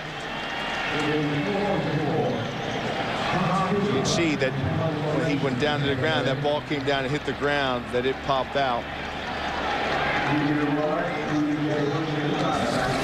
Morris on the coverage, Tupa on the punt. On the return, Peter Warrick. Not much coverage on the play by the Bucs. Jack Golden just re-signed by Tampa Bay this week in on special teams, along with Corey Ivy. Don't forget, the Visa halftime reports coming up. JB, Terry, Howie, and Jimmy in the studio have scores and highlights from around the league. The Fox Sports ticker keeps you updated with up-to-the-second stats, all coming up on the Visa halftime report. Last three possessions for the Bengals have been 3 and out. And they've had 4 3-and-outs in 6 possessions in the game. They go with 3 wide receivers out of the shotgun. Smith under pressure. Gave it away to Shelton Quarles, and he's headed for the end zone. Touchdown! He threw it right to the middle linebacker, Shelton Quarles, and a huge turnover. And once again, the Bucs defense puts points on the board. And it's all because of what goes on up front, Sam. That pressure was coming. Achilles Smith had to step up, and as he was watching, watch 53. Watch him. He's going to be right here. He's actually going to just mirror number 11. Whatever 11 does, watch him. Just walks across the middle and mirrors him. And where his eyes goes, that's where he goes. Watch. Bang. He just follows. 11 takes him right to where he's going to throw the ball. Extra point by Gramatica is good. 7 interceptions this season for Tampa Bay. 3 have been returned for a touchdown. Yeah, this is what he's going to be here. It's called a plugger.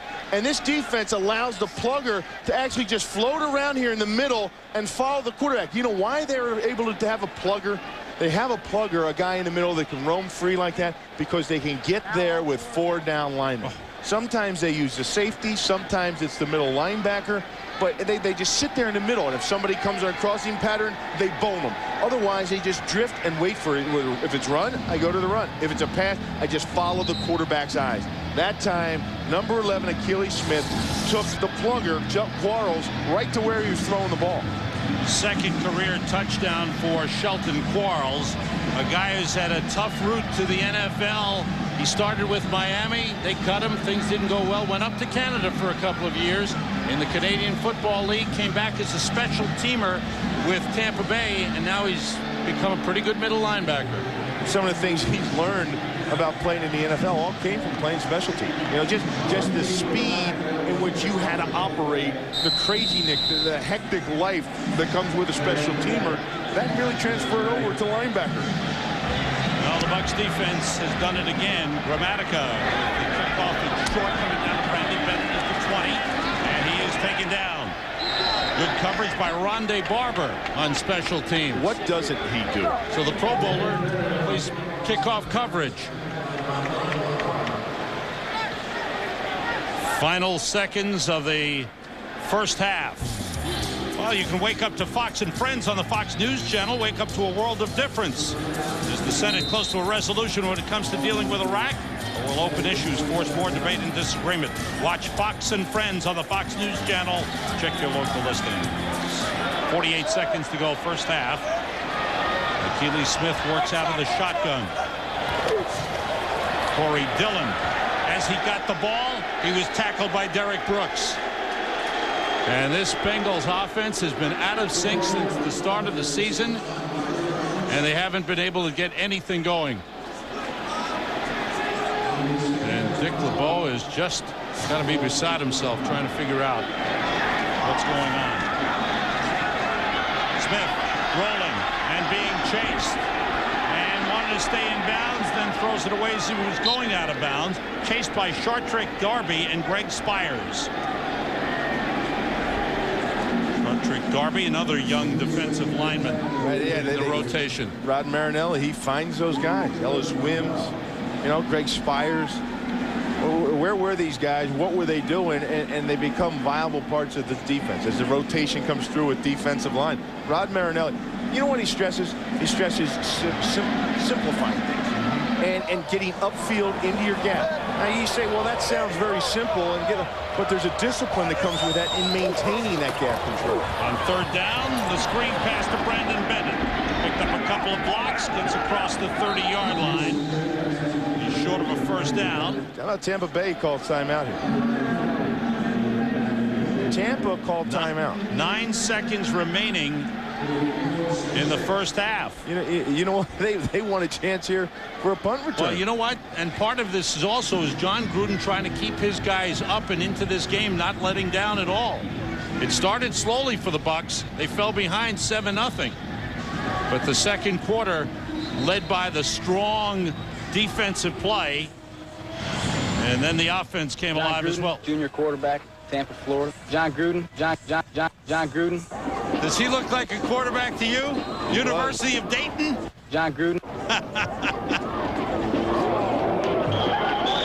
That's the only play we could find. They got a full-on block. They got nobody back. Missed it. And everybody up for a block, and they just missed.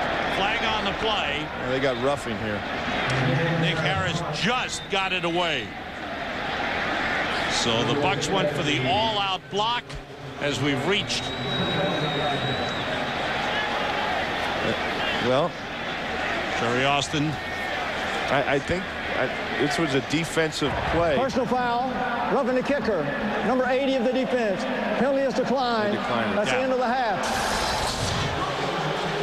They could have gotten 15 yards and one more play if they wanted it. And another thing, I was surprised they came with the all-out block on, because from where they were, if they caught a fair catch, if it was a bad punt, if they fair caught the ball, let's say the 50, you could have had a play. You could have run somebody out and tried to kick a field goal with Grammatica. Warren Sapp and the Bucs defense have done their job well. They've totally shut down the Bengals offense. Bengals' only score came on an interception return by Brian Simmons. But the Bucs, looking for their third win in a row, go to the locker room at halftime, leading the Bengals 21-7. With Dick LeBeau moments ago. Coach, will you stick with Akili at quarterback in the second half? Yeah, we got the ball here to start this half, and we got to move the ball, and most of what they got, we gave them. Been a lot of turnovers, been kind of a crazy game. We got to settle down, get something going on offense, keep the pressure on defense, and don't give them those plays. Best of luck in the second half. Sam, back to you. Thanks, Dan. Akili Smith just 3 for 13 in the first half for 27 yards. Corey Dillon has carried 9 times for 13. Bengals start from their 24. And it's Corey Dillon. And the Bucs are there to stuff him short of the line of scrimmage. Simeon Rice and Shelton Quarles leading the way. First half stats, look at the time of possession. 18.5 minutes to 11.5. Couple of turnovers for Tampa Bay is their negative stat. 251 yards to 48. Well, obviously dominating. And except for the one busted coverage by Artrell Hawkins, Tampa Bay has had the ball, but they have not been able to score. Smith on second down under pressure. Got it to the tight end, Matt Schobel. We're done. And he's brought down across the 25-yard line. There's an area where the Bengals are hurting a little bit, Bill. They're real thin at the tight end position. You know, and that could have a lot to do with it, too. Since Tony McGee left, they really haven't had anybody there to do anything. I mean blocking the perimeter, too. Blocking the perimeter, stretching the field down the seam. And, of course, Sean Brewer's hurt. He was their third-round pick last year. They miss him as well. They're a little weak there at the tight end position. They could use some bodies there. Have to get to the 34 for first down. Show blitz. Out of the shotgun. Smith gets time, throws deep, and overthrows Chad Johnson. And behind him was Dwight Smith for the Buccaneers. So once again, it's 3 and out. The 5th 3 and out for Cincinnati in the game. You know, Sam, the thing about that, you saw that show blitz right before that, and then all those guys coming up. That's the confusion. Now everybody's sitting there, the backs are saying, oh, no, here they come. The linemen, oh, no, here they come. Then they don't come. Good high punt by Nick Harris. Carl Williams back at his own 27. There's a flag down on the play. Williams with a good return down the sideline. And he's forced out of bounds. Outstanding return, but we'll check out the flag. Real Johnson finally pushed Carl Williams out of bounds. He's already had one return for a touchdown this season. 37-yard return. See what Jerry Austin comes up with here after the discussion.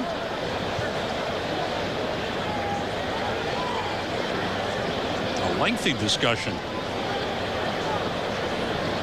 On the side judge filling in the referee. And it's against the Bengals. 12 men on the kicking team on the field during the punt. The penalty is declined. Result of the play, first down. Result of the play is a 37-yard return by Carl Williams. 12 men and they still couldn't stop him?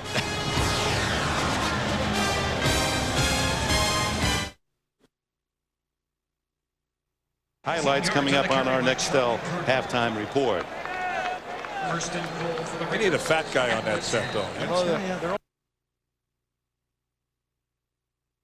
And David Patton pushed off just enough to get enough space for Tom Brady to throw it in there. Patriots with all 3 of their timeouts remaining. Brady got rid of it, and that's complete to Branch. Branch out close to midfield, 9-yard pickup, 2nd and 1. We're down to a minute 25 to play. Yeah, still plenty of time. 3 timeouts for the Patriots. They don't want to use one. They want to keep the defense scrambling. Don't give them time to rest and get things together. Comes the blitz, and we have a penalty marker down.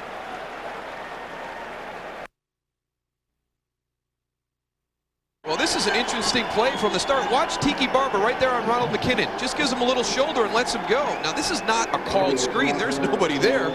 Now, Tiki's got to get that ball put away, and Jeremy Shockey make the recovery.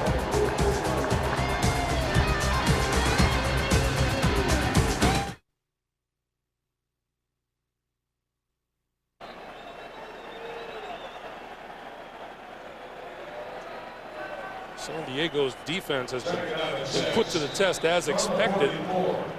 They come into this game #1 in giving up yards per game, #1 in points allowed, #1 in passing yards allowed. Brady with time. Oh, what a nice pass. Nice touch, complete to Donald Hayes for the first down.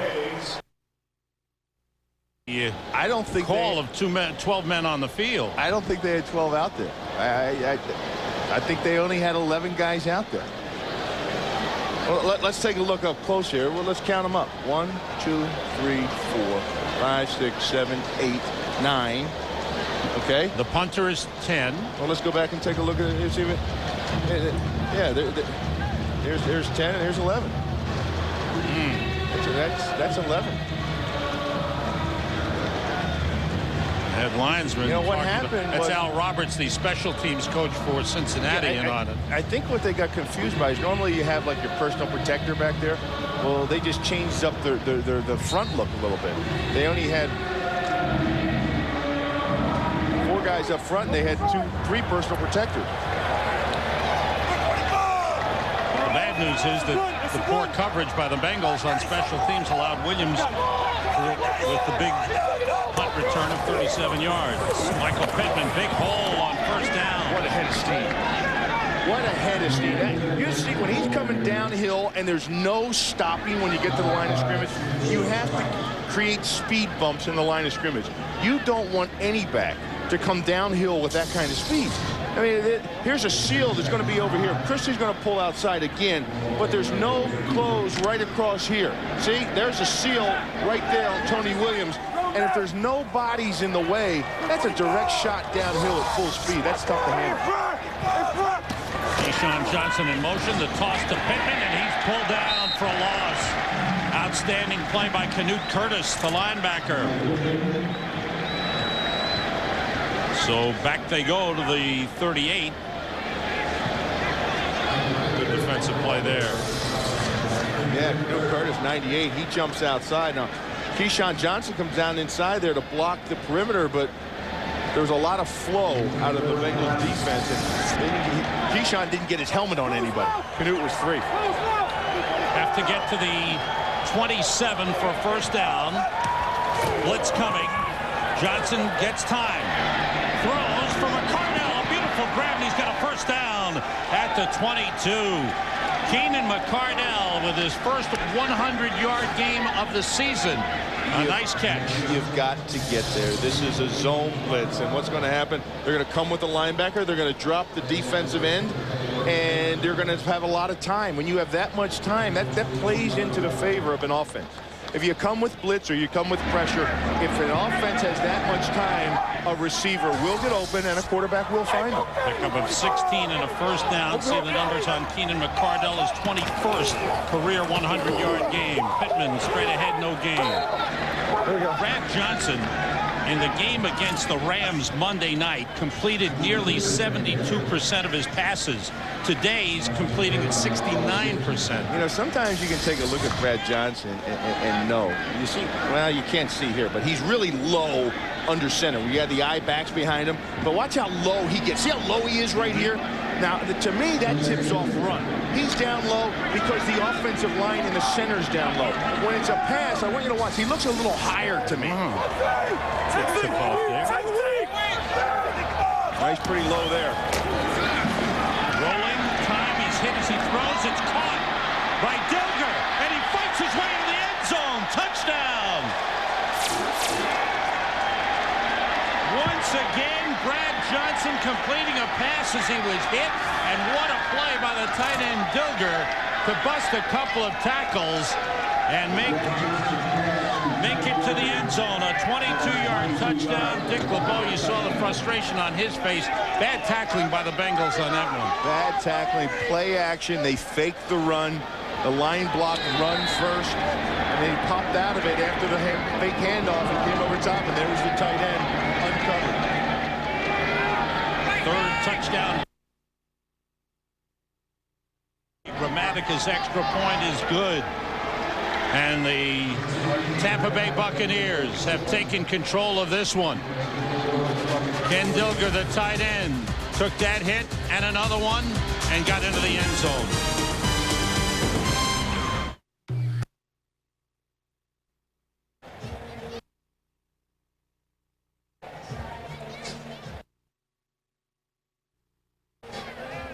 So Ron Blum has spent a fair amount of time at the old monitor today. Yeah, he's gonna.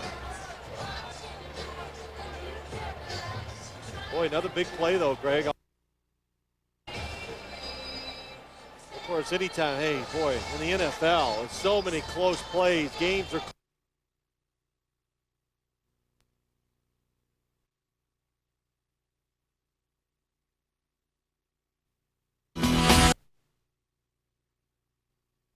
Fishburne.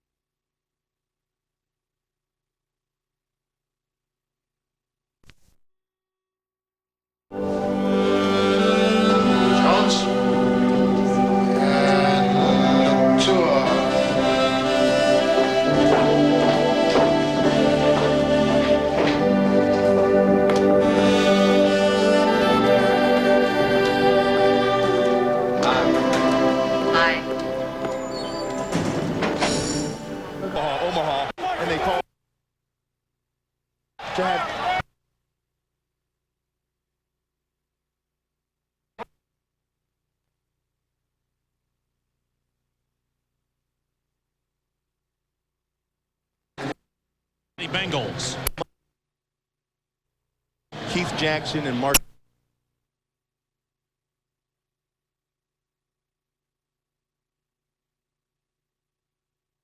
Official airline of Super Bowl 37. By Visa, it's everywhere NFL fans want to be. By WebMD, the place America comes for healthcare answers. And by Toyota, get the feeling. Corey Dillon is closing in on becoming the Bengals' all-time leading rusher, but it's been tough go today. That's one of his better pickups. That's his 12th carry. And prior to that, he'd only picked up 11 yards. That was a pickup of 6 for Corey Dillon. Yeah, and to see the yards he got here, and look where they attacked, and look who's at the fullback, Lorenzo Neal, and they're going this way. You like that, right? I don't understand why you don't do that from the get-go of this game. You try to run the perimeters, they don't have anything outside.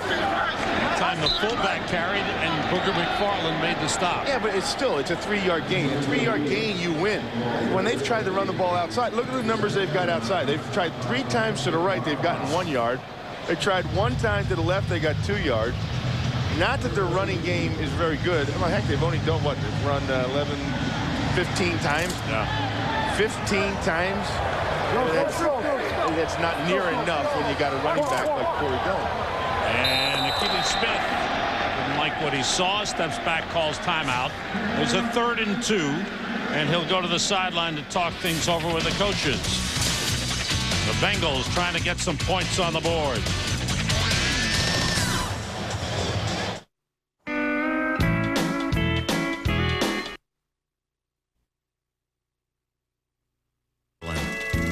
Right now, by any 4 Michelin. To his total and draws him ever closer to Walter Payton. Yep, they're saying his foot.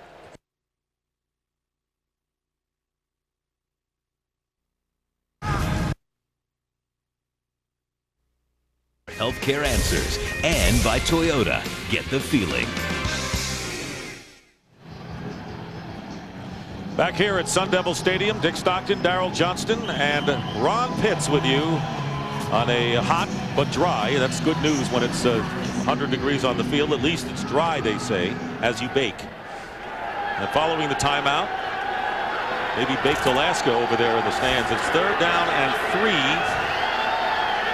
Giant defense doing their job, but trying to stop the Cardinals for another 3rd down conversion. And there's the pass. It's caught by Jenkins, and he has the 1st down up to the 41-yard line. So the Cardinals, pecking away with 5.5 to go in the 3rd, are up to the 41. We've talked about Kerry Collins being a streaky quarterback, but I think the same is true of Jake Plummer. And right now, he's had 2 big conversions on 3rd down on this drive, one being the 3rd and 10, and that one the 3rd and 3 to Marte Jenkins. And things are getting tenuous right now for this Giants defense. They've let the opportunity to reestablish field position slip away with those 2 3rd down conversions. And Frank Ferrara again. The credit perhaps that he deserves. He's really playing well because everyone looks to Warren Sapp, and Simeon Rice has got the good sacks, but McFarland is really good player. He's turning into a real good one. Well, the one thing that he has that Warren doesn't have is he has the strength to shield off blockers. And he can stand there, take on the double team, and then shed a guy and make a tackle. Here's 3rd and 2 for the Bengals. Dillon got the 1st down. He may have stumbled down on his own. He did, so he scrambled forward for a couple of more, and he gets up applauding because the Bengals offense finally got a 1st down. Their last 7 series prior to this one, they'd had 6 3-and-outs and 1 interception. And they run right at the middle of the defense. And that's what I think that the game plan should have been all along, at least from the early onset. Now, when you get down by a couple touchdowns, you're forced to change up a little bit and make some plays in the passing game. On the 28, fake the draw. Achilles Smith throwing wide open. He's got Peter Warrick spun down by Dexter Jackson at the 19-yard line. The fans come alive as Achilles Smith hooks up with Warrick for 10 yards. And then come with the play action here. Watch, here's the fake to Dillon into the line, and that occupies the linebackers just for a minute. And that allows Warrick to get behind the linebackers. You see Derek Brooks, he was sitting in there looking, there's a run coming, and then Warrick slides behind him. Now you're behind the linebackers and in front of the safeties, and that's where Keeley had time to find him. Give him 12 yards on the play and a 1st down at the 16. Warrick went in motion. Corey Dillon following Lorenzo Neal. Turns the corner. Out of bounds at about the 11-yard line.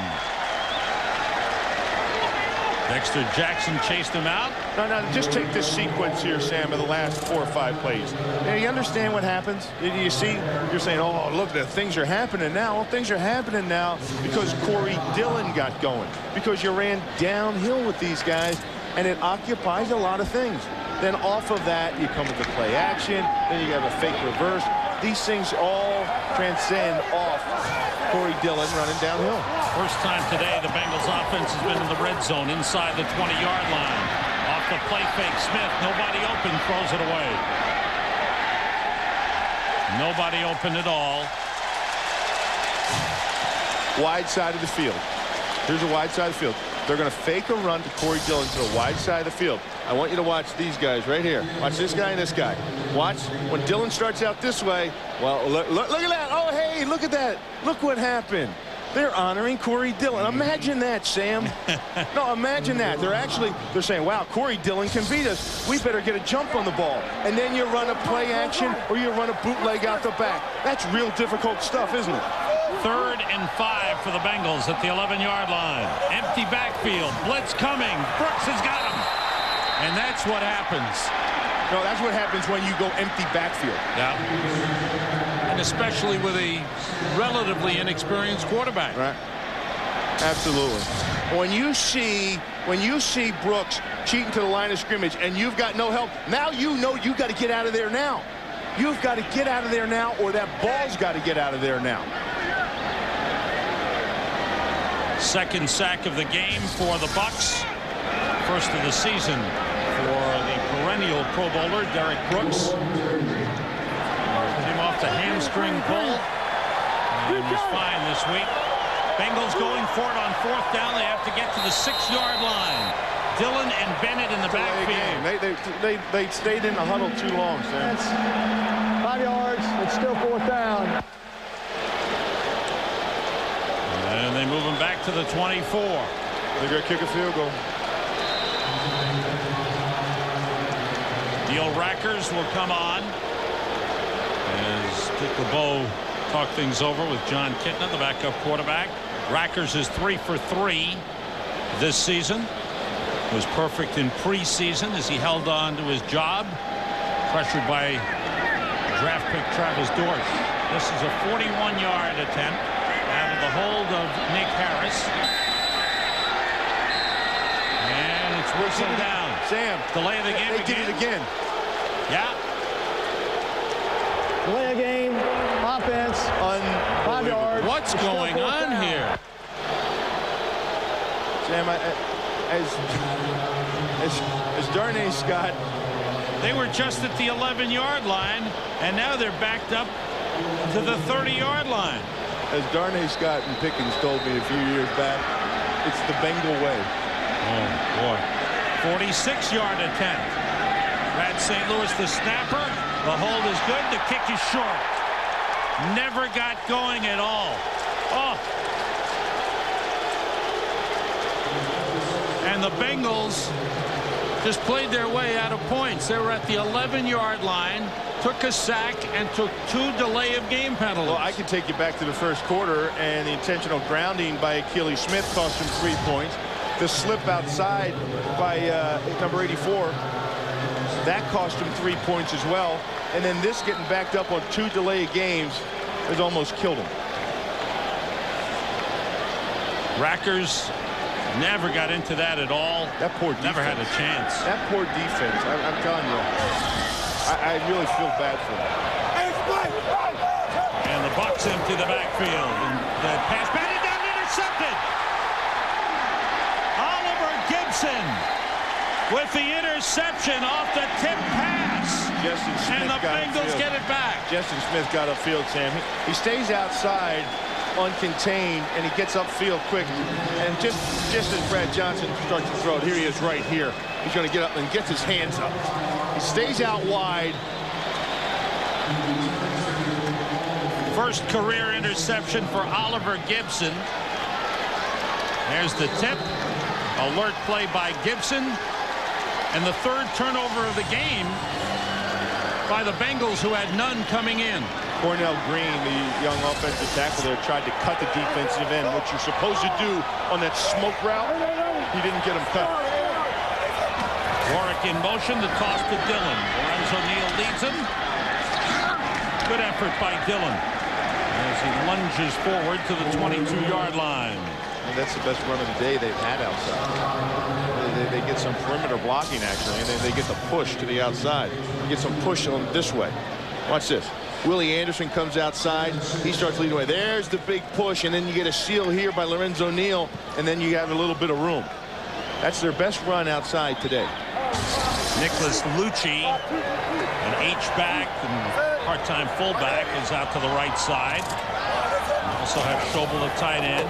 Dillon forces his way through the pile across the 20 down to the 19-yard line. Greg Spires made the tackle. Late third quarter. Tampa Bay with a big lead. They've had scored 28 unanswered points. The Bengals' only points of the game provided by the defense on an interception and return for a touchdown by Brian Simmons. Have to get to the 16 for a first down. Dillon tripped up. Al Singleton got the first piece of him. And it's short of a first down. He got a yard on the play. And it'll bring up fourth down. So that time they stayed with a run, Bill. And they're still short of the first down. Yeah, they are. And they didn't get any push, and they went outside and they tried to do some things. And you know what? If I was Dick LeBeau, every time I was in, I just continue to run the ball. Are you surprised that Achilles Smith hasn't run more? Yeah, they haven't used him moving the pocket as much. They haven't used that little play where it was designed for him to run. They didn't use that but once. 4th and 2. There's Smith rolling. Does he have enough room? He got the first down. Spun down by John Lynch, but he got enough. Got to the 15-yard line. Well, that's the things you'd want to see if you put Achilles Smith in. If I put Achilles Smith in, I'd implement more of this. I'd want to see the pocket move. I'd want to see the bootlegs. I'd want to see him run. And it spreads out the defense, doesn't it? Yeah, and it takes a little sting out of that defense.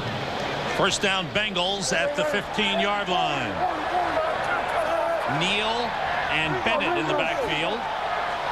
Schobel shifting. And we've come to the end of the third quarter. So the Cincinnati Bengals trying desperately to score some points on offense and try to get back in the game are in tight. Tampa Bay leads end of the third quarter 28-7. And because turnovers caused the Cardinals to lose a week ago to the San Diego Chargers, and then the Giants get it right back. It was Kevin Lewis, the linebacker from Duke, who recovered the fumble. Does anybody want to win this football game this afternoon, Dick? I tell you what, every time a team has an opportunity to gain momentum and take control, they find a way to have a mistake and let the other team back in. That's unacceptable. Quarterback center exchange at this point of the season with the game on the line.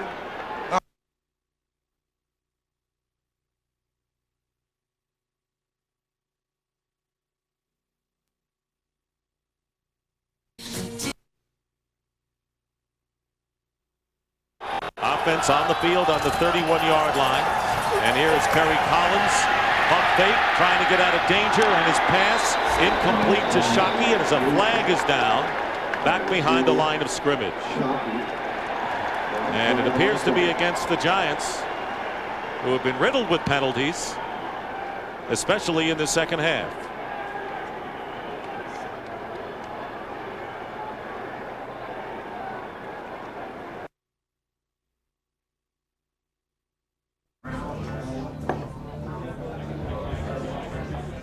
Bullseye wins it.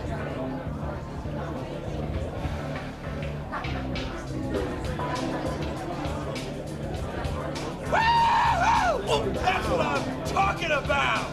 Sweet nectar of life! Boo, yeah! Just tasted new Sam Adams Light. The light beer with shockingly great taste. Yeah! Along with Bill Moss, and the Bengals, it seems to me, Bill, want desperately to push something in offensively. Desperate is a good word when you talk about the Bengals, Sam, and especially offensively. I can't tell you enough how bad I feel for their defense. Having to be out there on the field all that time, they come off to the sidelines to get a quick glass of water, a little oxygen, and they're right back out on the field. You talked about it earlier in the game, 8 3-and-outs, and that doesn't give any time for a defense to be effective. From the 15-yard line, Achilles Smith checking off. He's got Dillon and Neal in the backfield. It's Corey Dillon with a little cutback inside the 15 down close to the 12-yard line. John Lynch in on the tackle. Lynch has had 5 consecutive seasons of over 100 tackles. Another perennial Pro Bowler. They've got a lot of stars on this defense, don't they? Lynch and Barber and Sapp and Rice and Brooks. Well, you know, when you got those front 4 guys. And they've got Achilles Smith, then it's John Lynch. 3rd sack of the game for Tampa Bay. When you have those front 4 guys, you make everybody else better. Not that they're not good, Lynch and Brooks, not that they're not good, but if you put them in different teams, there's Lynch right there. There's John Lynch walking up into the box like you so often see him doing. They bring Simeon Rice down inside, they bring him off the edge, and that was a designed run by Achilles Smith, but there was nobody there to pick it up. Levi Jones, the rookie